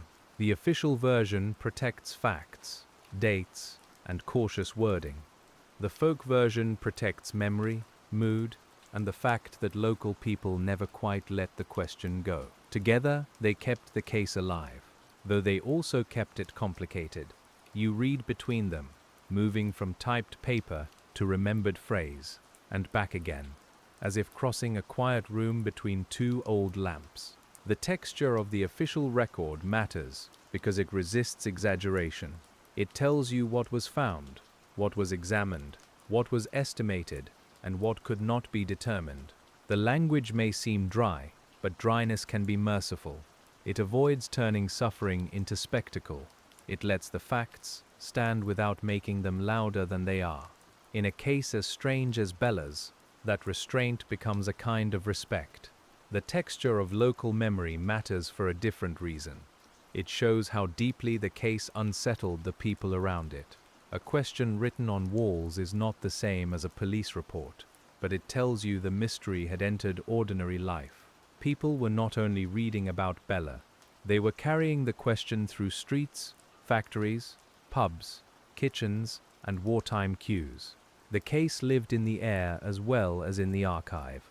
When you sit with both forms of memory, you begin to understand why the case did not simply vanish. It had a phrase that could survive, a landscape that could be imagined, and a missing name that kept inviting care. Many unsolved cases have one of those things. The Bella case had all 3. That combination preserved it across decades, even as it failed to solve it. Preservation and resolution are not the same gift. The investigators closest to the original case would have known that. They were not trying to create a legend. They were trying to identify a woman and find out how she came to be inside a tree. Their tools were limited, but their purpose was clear. You can picture them under ordinary light, sorting reports, not knowing that people many decades later would still be repeating the same question. To them, it was work in front of them, not history yet. The wartime office itself would have shaped that work. Paper rationing meant documents might be concise. Staff could be strained. Communications took time. People expected inconvenience as part of daily life. The smell of tobacco, damp coats and ink would have mixed in rooms where officers handled not only Bella's case, but all the other duties of a country under pressure. The investigation had to make its way through a crowded world. Crowded worlds can hide individual sorrow. A missing woman during wartime might be one worry among thousands. Bombing reports, evacuee movements, ration violations, factory injuries, military news, and ordinary family losses all competed for attention. This does not mean no one cared. It means care had to move through noise. The Bella case entered the record at a time when the whole nation's attention was divided by necessity. That division may have weakened the public response. Someone who had seen a woman resembling the description might have delayed reporting. Someone who had lost contact with a friend might have assumed war had scattered them. Someone who read the article might have meant to speak, then let the thought fade beneath work, queues, and blackout evenings. Cold cases sometimes grow cold, not from one silence, but from many small delays that feel harmless at the time. You can imagine the blackout curtains in nearby towns, thick fabric drawn across windows, making the rooms feel enclosed. Inside, people listened to wireless sets, mended clothing, counted coupons, and tried to sleep. News of an unidentified woman in a wood might have seemed both shocking and distant, even to those living nearby. There was already so much to carry. The mind protects itself by setting some things aside, and sometimes the thing set aside is the clue another person needs. In that sense, the Bella case belongs to its historical moment very deeply. It is not just a mystery that happened during the war.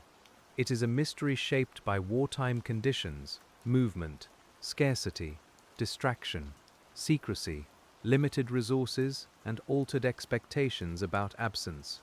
If someone vanished in ordinary peacetime, alarm might spread along more predictable lines. In wartime, disappearance had many explanations before anyone reached the worst one. Yet the wood remained local and specific. Hagley Wood was not an abstract wartime space. It had trees, slopes, paths, and weather. Boys knew it as a place to explore. Estate workers or locals may have known parts of it well. The old Wych Elm stood there with its hollow interior, waiting without meaning anything until someone used it. The case's historical scale is large, but its physical scale is intimate. A person could stand beside the tree and touch the whole mystery. That intimacy is part of why the hollow tree stays in the mind. A hidden room inside a living thing feels different from a hidden room in a building. Wood grows around absence slowly. A hollow develops over years, perhaps decades, becoming part of the tree's shape. Someone saw that natural emptiness and made use of it, or came upon it in a moment when hiding seemed necessary. The result tied Bella to the landscape in a way no investigator could easily untie. The elm species also helped the phrase endure. Wych elm has an old sound, with enough closeness to witch to invite misunderstanding. You can see how a word's sound can change the emotional weather of a case. If the tree had been called a plain field elm or an ash, perhaps the later folklore would have felt different. Language matters. It can lend a mystery a shadow it did not earn, and then that shadow becomes part of memory. A careful reader returns to the botanical plainness of it. A wych elm is a tree. Hagley Wood is a wood. Witchbury Hill is a place. The words may sound old and strange, but their strangeness does not prove a strange motive. You can let the names keep their atmosphere without letting atmosphere become evidence. This is one of the small skills of patient investigation, and tonight you practice it with every page. The case also asks you to think about how evidence is named. The unknown woman became Bella because of graffiti. The tree became the Wych Elm because of species and phrase. The mystery became a question because someone wrote it that way. Once named, things become easier to remember, but harder to separate from the names given them. You hold that gently. Names guide attention, and they can also guide it away. Perhaps the graffiti writer knew that. Perhaps they chose Bella because it was her name, and because they wanted someone else to recognize it. Perhaps they chose it because it made the sentence sing in a way the public would not forget. We cannot know, but we can notice that the wording placed responsibility outside the writer. Who put Bella in the Wych Elm? It asks a question of the world, while revealing almost nothing about the person asking. That posture is strange and important. The writer did not write, "I know who Bella is." They did not write a surname. They did not name an accused person. They asked who put her there, as if inviting answer or accusation without providing one. You can read the sentence as knowledge, gossip, or performance. It gives the case its most memorable clue and one of its least stable foundations. The wall speaks, but only in one line. If a detective could have found the writer quickly, perhaps the case would have changed. A young person might have admitted copying a phrase heard at home. An adult might have revealed a rumor. A frightened witness might have explained enough to reopen a line of inquiry. But that did not happen in a way that solved the case. The writer stayed behind the words, and the words outlived the writer's meaning. This is another cold case lesson. Anonymous communication can be powerful, but it is fragile without follow-up. A letter, a note, a wall message, a phone call, all can contain truth, yet truth needs context. Who spoke? What did they see? How did they know? Why speak now? The Bella graffiti had power because it named the mystery, but it lacked the context that would turn power into proof. It became a lantern without a handle. You can picture investigators looking for patterns in the handwriting or location, perhaps considering whether the same hand wrote later messages. But public graffiti is difficult. Walls are washed, painted over, weathered, copied, and imitated.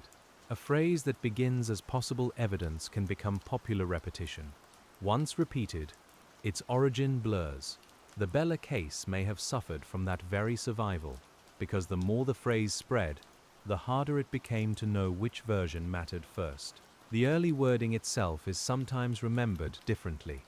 Some say, "down the Wych Elm." Some versions include, "who put Bella." These variations seem small, but in old cases they matter because they reveal the instability of transmission. You read them without alarm. Human memory loves rhythm more than precision. A phrase that sounds right may replace the phrase that was first written. The detective must keep both ear and pencil disciplined. That discipline is not coldness, it is care. To protect Bella from becoming merely a legend, you protect the facts from becoming too smooth. You allow rough edges. You allow uncertainty. You resist cleaning the case into a better story than it is. The truth, if it could be known, would likely be uneven, practical, and rooted in human circumstance. Old mysteries rarely resolve with the elegance that retellings imagine. The next layer of the file concerns the people who returned to the case after the original investigators, because cold cases are often kept alive by successors. A successor enters a file differently from the first detective. The first detective has fresh mud on the boots, fresh statements, fresh scenes, and living witnesses nearby. The successor has paper, memory, and sometimes a few surviving objects. You can imagine the difference in the hands. One hand lifts a branch in Hagley wood. Another hand, decades later, lifts a photograph from a sleeve. Both are working, but the distance between them is immense. Later police interest in the Bella case had to begin with what remained. The earliest notes, the medical findings, the accounts of the boys, the graffiti reports, the theories that had accumulated, any surviving physical evidence, any missing person comparisons that could still be made. You can see how the task would feel both hopeful and constrained. The file might contain a missed clue, but it might also contain only the record of why earlier efforts failed. A later investigator has the benefit of hindsight, but hindsight can be misleading. It shows which leads did not solve the case, but not always why they seemed promising at the time. It allows new tools, but not always new material. It reveals inconsistencies in accounts, but some inconsistencies come from retelling rather than deceit. You sit with that complexity because it is one of the quieter burdens of cold case work. The past is not a fixed room you can simply re-enter. Instead, it is more like an old house where some doors still open, some have swollen shut, and some lead to rooms that are no longer there. You walk carefully. A witness statement may be solid, a newspaper report may be partial, a later memoir may be vivid but uncheckable. A family story may contain a true center and mistaken edges. The detective's task is to walk without breaking the floorboards that still remain. In the Bella case, those floorboards include the physical facts of discovery and the broad findings of examination. They also include the documented presence of the graffiti and the failure to identify the woman. Around those boards are looser planks, theories, late claims, possible names, and interpretations of landscape. If you place too much weight on the wrong plank, the story tips. If you refuse to step anywhere, the inquiry cannot move. Patience is balance. Successors also face the problem of public expectation. A famous unsolved case invites people to hope that every reopening will produce an answer. A new article feels like movement. A new documentary feels like progress. A new theory feels like a door. But progress in a cold case can be very small. Ruling out a possibility, correcting an error, locating a forgotten document, or preserving a detail before it disappears. These are modest achievements, but they matter. You can think of them as dusting the file rather than closing it. The act does not change the central absence, but it keeps the record usable for the next person. A corrected date may prevent a future mistake. A clarified source may stop a rumor from hardening. A careful distinction between fact and theory may protect Bella from being buried under imagination. Cold case stewardship is not always about dramatic answers. Often it is about keeping the question honest. The Bella case has needed that honesty because it is unusually vulnerable to imaginative overgrowth. The hollow tree, the war, the graffiti, the possible spy connection, the ritual suggestions, and the late letter all invite narrative. Each element has atmosphere. Together, they can form a story that feels almost too complete. But the actual file remains incomplete, and the gap between atmosphere and proof is where many retellings drift. You keep your feet on the floor. One helpful practice is to return to chronology. Chronology is a calm guide. It asks what happened first, what was known next, and when each theory entered the record. The discovery came in April of 1943. The investigation followed. The graffiti appeared afterward.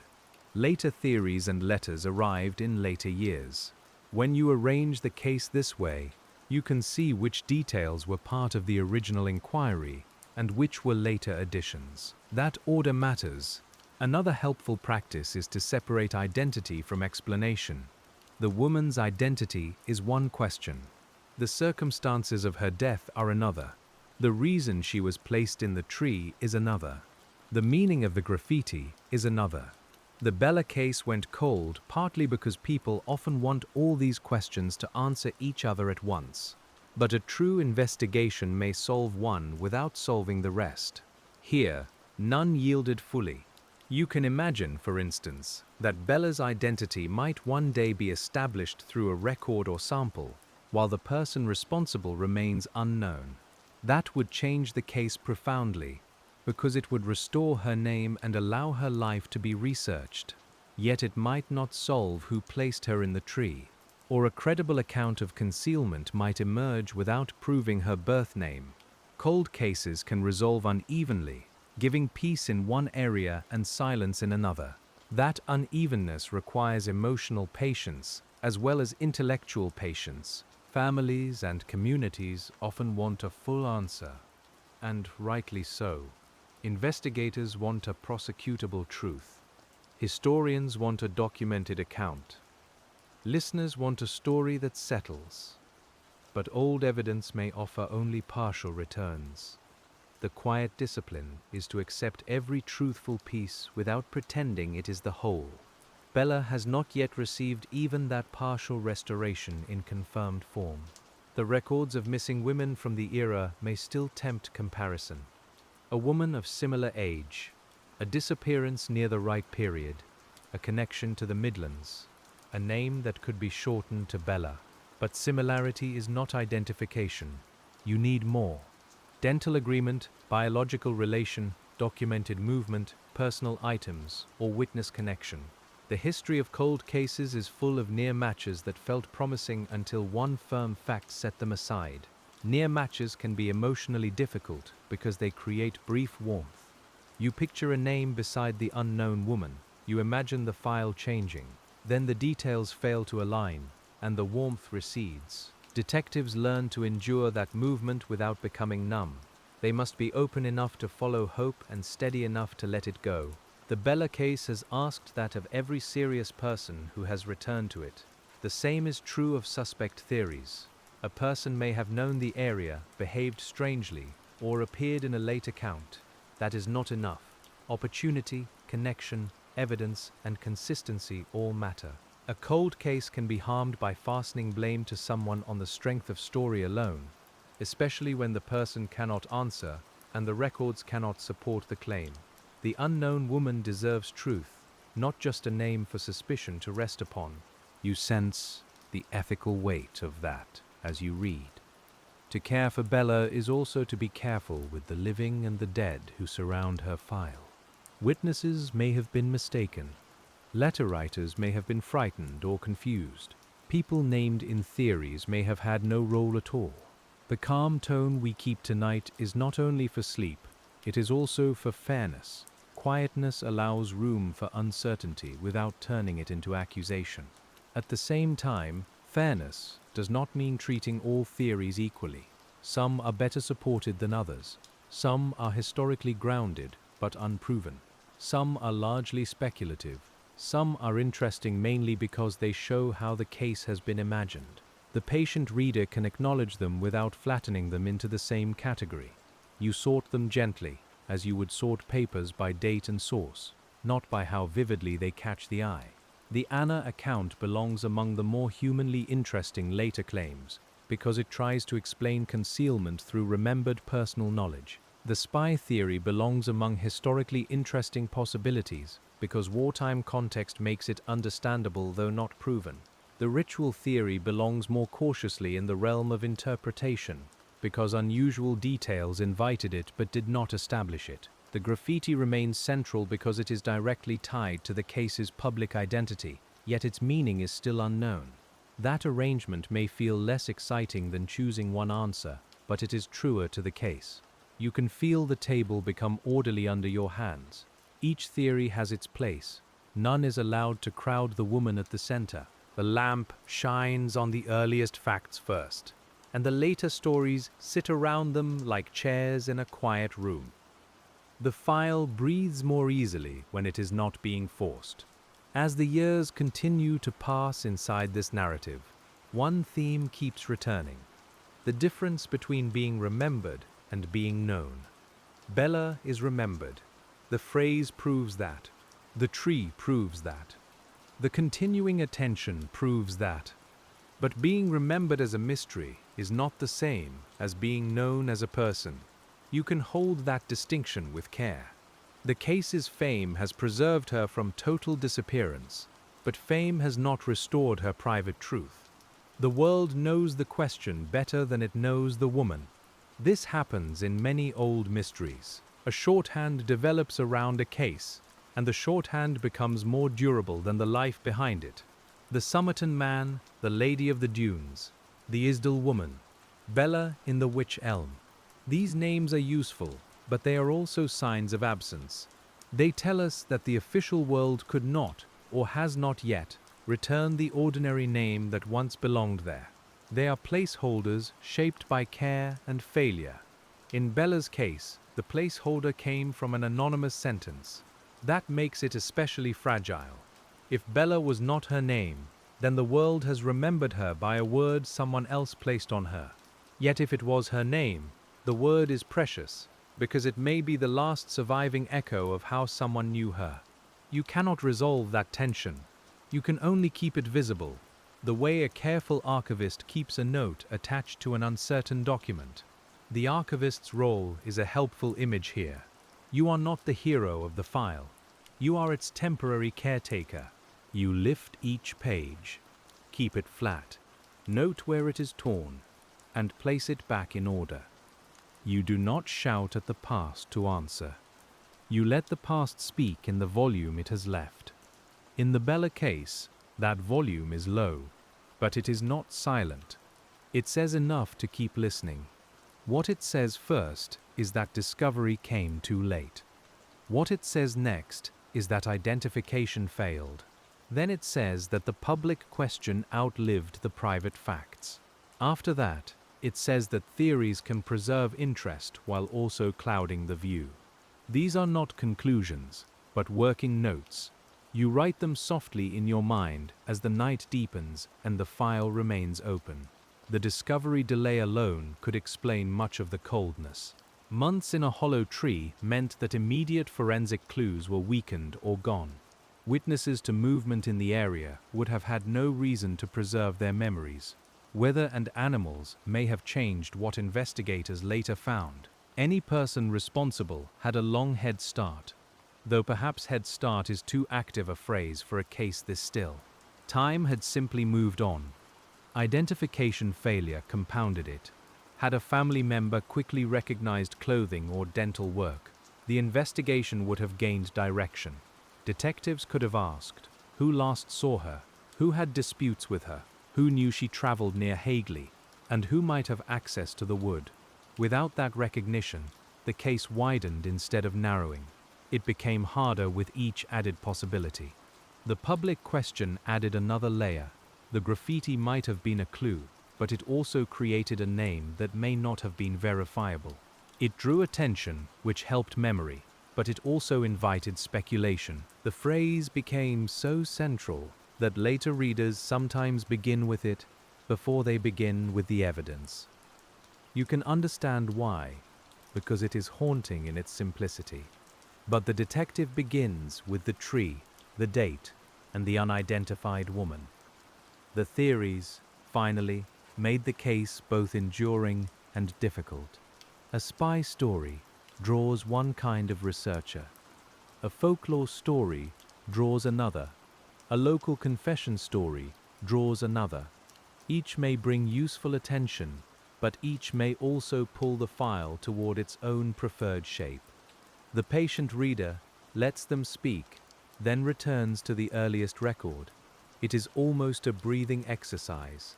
Out toward theory, back toward fact, out toward possibility, back toward what is known. This rhythm is part of why the Bella case suits a quiet, late-night telling. It does not move like a chase. It moves like someone revisiting a room over many years, noticing the same furniture in different light. A chair by the wall, a box on the table, a photograph slightly curled at the edge. Nothing leaps out, but familiarity deepens.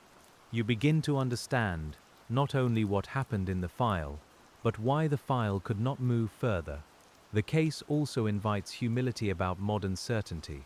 It is tempting to believe that, with enough databases and enough attention, every old mystery can be solved. Many can. Some have been, beautifully and patiently, through genetic genealogy, re-examined fingerprints, or rediscovered records. But some depend on evidence that no longer exists, or witnesses who never spoke, or identities never recorded in recoverable ways. Bella may belong, for now, to that harder group. For now is an important phrase. It leaves room without promising. A document may surface. A family story may be re-examined. A preserved sample may be found in an overlooked collection. A researcher may connect a missing woman's history to Hagley Wood in a way no one has yet managed. Cold cases sometimes shift after long stillness. You can leave that room open while still acknowledging that hope is not evidence. The quiet hope is not that a dramatic revelation arrives, but that a name might return. Names are small and immense. They fit on a line, yet they carry families, languages, childhoods, signatures, school records, work histories, and the sound of someone calling from another room. Bella's true name, if it is not Bella, would not solve every question by itself, but it would change the moral shape of the file. The unknown woman would become someone in particular again. You can imagine that possibility without forcing it. A clerk in an archive finds a missing person card. A descendant takes a test that leads to an old branch of family. A local historian notices that a woman's disappearance was misdated in later summaries. A box thought empty contains a labeled sample after all. These are the quiet miracles of cold case work, and they come not from drama, but from preservation, patience, and careful comparison. Until such a moment, the investigation remains a study in limits. The limits of wartime policing, the limits of memory, the limits of physical evidence after long concealment, the limits of theories that cannot be tested, the limits of a name written anonymously on a wall. You can feel those limits not as locked iron gates, but as fogged windows. Light exists beyond them, perhaps, but not enough reaches through. Still, standing at a fogged window can be an act of witness. You do not turn away simply because the view is incomplete. You stay. You notice what can be noticed. The wood beyond the glass is dim. The page beneath your hand is quiet. The Bella case asks for that kind of attention, a patient attention that neither sensationalizes nor abandons. It is the attention given by people who understand that unanswered does not mean unworthy. When the file turns again, it brings you back to the social world around Hagley Wood, because landscapes are always connected to communities. The area around Hagley, Stourbridge, and Birmingham in the early 1940s held many kinds of movement. Workers traveled, soldiers passed through, families adjusted to evacuation and wartime disruption. Factories and offices changed their rhythms. A woman could have connections in several places without belonging clearly to any one of them. You can see how investigators might receive one possible sighting from Birmingham, another rumor from Stourbridge, and another suggestion from somewhere farther off, each one incomplete. Local geography may have shaped both the concealment and the investigation. Hagley Wood was close enough to settlements for discovery to be possible, but secluded enough for concealment to work for a time. Witchbury Hill gave the area an old landmark presence. Roads connected the estate to wider routes. You might trace them with your finger on a map, listening to the paper wrinkle softly, wondering which road mattered, if any road can still be called the right one. The boundary between public and private land also matters. Private land can reduce casual traffic, but it does not eliminate it. Children still trespass or explore. Workers cross paths. Local people know gaps and shortcuts. During wartime, rules and routines may shift. The person who used the tree may have relied on limited access, or may have misjudged it. The eventual discovery by boys reminds you that no hiding place in a lived landscape is completely outside human curiosity. That curiosity in the boys was ordinary until it was not. They were not investigators when they entered the wood. They were children noticing a hollow tree. That fact gives the discovery its quiet poignancy. An investigation began because of a child's impulse to look inside an old trunk. Many cold cases begin with such accidents. A walker notices something, a worker digs, a child explores, weather exposes what was hidden. The world reveals slowly, and not always to those prepared for it. Once revealed, the case had to pass from the accidental eye to the trained eye. The trained eye measures, records, compares, and preserves. Yet it cannot undo the time before discovery. That is the hinge in the Bella case, the moment when the hidden became known, and the knowledge arrived too late to be fresh. You can feel the hinge creak softly each time the story is retold. It opens the file, but not wide enough. The first investigators likely hoped identification would come quickly. Many unidentified remains are named through clothing, dental work, or missing person reports. Perhaps someone would read the description and know. Perhaps a family would come forward. Perhaps the graffiti, when it appeared, would lead to a writer who could explain the name. Those hopes were reasonable. The fact that they failed does not make them naive. It shows how thoroughly the trail resisted ordinary methods. Ordinary methods have quiet power, and they deserve respect.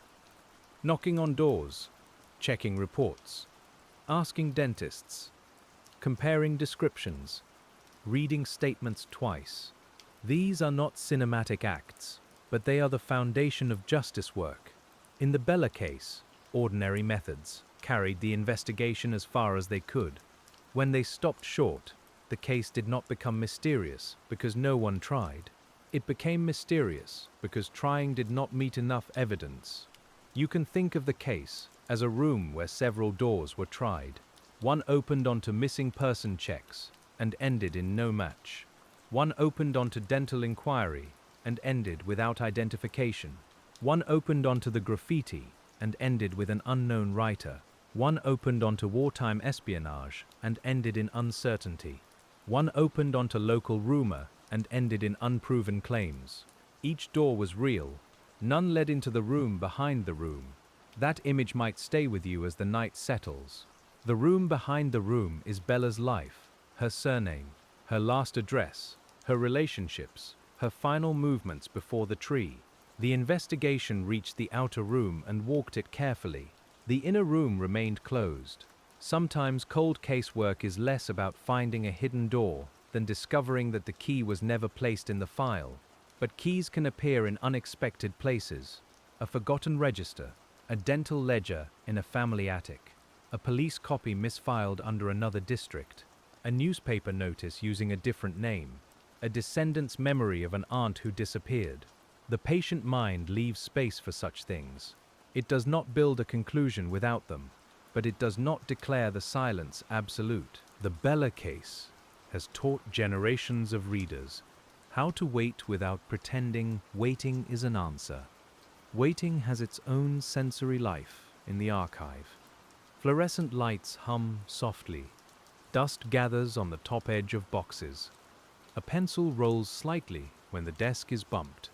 The air is cool enough that your hands feel dry after an hour of turning pages.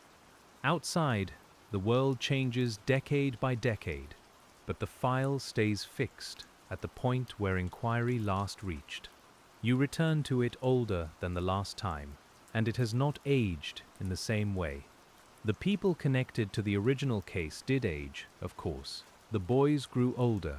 Investigators retired. Witnesses died. People who might have recognized Bella passed beyond reach. That human fading is another reason old cases become harder. Evidence can be preserved, but living memory has a shorter shelf life. If someone once knew why the phrase was written, or who Bella was, that knowledge may have gone with them unless they wrote it down or told it clearly. This is why late letters and family stories matter, even when uncertain. They may be the last ripples of knowledge before it disappears, but ripples distort as they travel. A person remembering a husband's troubling remark or a rumor from a wartime acquaintance may offer something precious or something mistaken. The detective listens closely, then seeks corroboration. Compassion opens the door. Evidence decides how far the statement can walk inside. The Anna account remains a good example of that difficulty. It is human, textured, and suggestive. It seems to connect fear, memory, and possible involvement. Yet the case did not close from it. that tells you either the account could not be verified, or it did not align firmly enough with the known facts, or the missing corroboration remained missing. You do not need to dismiss the voice. You simply cannot let it carry more weight than it can bear.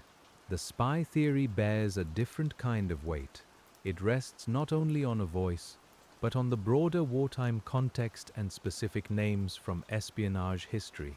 That makes it tempting, especially because wartime records themselves can be secretive or incomplete. But again, temptation is not proof. Clara Bowley, Joseph Jacobs, and the network of wartime intelligence create a historically plausible atmosphere. Yet Bella in the tree has not been proved to be that woman or that story. You keep returning to proof because proof is the kindness owed to everyone in the file. It protects maimed people from being assigned the wrong life. It protects named people from being assigned the wrong role. It protects investigators from being accused of missing certainty where only speculation existed. And it protects the listener, you, from being pulled into the false comfort of a tidy answer. The calmest path is also the most disciplined one. In that discipline, there is room for atmosphere, but atmosphere serves memory rather than distortion. You can smell the damp wood, feel the old paper, hear the wartime office, and imagine the wall with its pale question. These sensory details bring you close to the case. They do not solve it. They help you stay present with the uncertainty without needing it to become louder. That is the balance this kind of telling asks for. As you move further into the file's later life, the case becomes less about new evidence and more about stewardship, the long work of keeping an unsolved story from hardening into error. Stewardship means noticing when a detail has changed in retelling. It means asking whether the first source said down the Wych Elm or in the Wych Elm. It means checking whether a supposed suspect was named in early records or only much later. It means distinguishing between what the pathologist concluded and what later writers inferred. These tasks may sound small, but they are how a case remains usable. Accuracy is care spread thinly over time. You can imagine a local historian sitting with newspaper reels, the machine giving off a faint warm smell, the old print glowing on a screen. Line by line, they search for early reports, not because early newspapers are perfect, but because they show what was publicly known before folklore thickened. Another researcher might visit archives, requesting boxes and waiting for them to be brought out. The waiting itself becomes part of the work, quiet and necessary. There is a particular sound to archival handling, the soft flap of a folder opening, the faint crackle of brittle paper, the tap of a pencil, never a pen, near the margin, the small intake of breath when a familiar name appears in a new place. Cold case research often happens in that soundscape. It is intimate without being private, because every note is made in service of someone who can no longer speak. The Bella case has drawn that kind of attention because it remains unresolved at the most basic level. If her identity had been confirmed, later research could gather around her actual life. Instead, research has to move through possibility. That makes the work slower and more vulnerable to error. A researcher may spend weeks on a missing woman who ultimately cannot be Bella. Another may trace a wartime performer only to find the timeline does not hold. The file teaches endurance. Endurance is different from obsession. Obsession tries to force the answer. Endurance keeps the question carefully. You can feel the difference in the tone of the room. Obsession sharpens the air and makes every coincidence feel meaningful. Endurance lets coincidences remain coincidences until they are supported. The Bella case needs endurance. It has had enough sharpness in some retellings. Tonight, it can be held more softly. The human element extends to the investigators themselves. The original officers worked under pressure and limitation, and later investigators inherited an imperfect record. It is easy, from a modern chair, to ask why more was not kept, why a sample was not preserved. why a lead was not followed differently. Some questions are fair, some are anachronistic. You turn them over carefully, because judging the past by tools it did not possess can obscure the actual lessons. One lesson is the importance of preserving evidence, even when its future use is unknown. Another is the importance of documenting uncertainty plainly. Another is the value of keeping unidentified person cases connected across regions. Bella's case shows all of these things by absence. The missing material, missing connections, and missing name became teaching points for later generations. Even unsolved cases can change how future cases are handled. That may be one of the quieter forms of justice available here. The Bella case has not given up its answer, but it has helped people understand why naming the unidentified matters, why evidence storage matters, and why folklore must be separated from record. It has become a cautionary file as well as a mystery. You can place that thought beside the others, not as consolation, but as part of what the case has done in the world. Still, we return to Bella herself. The lessons matter, but they should not replace her.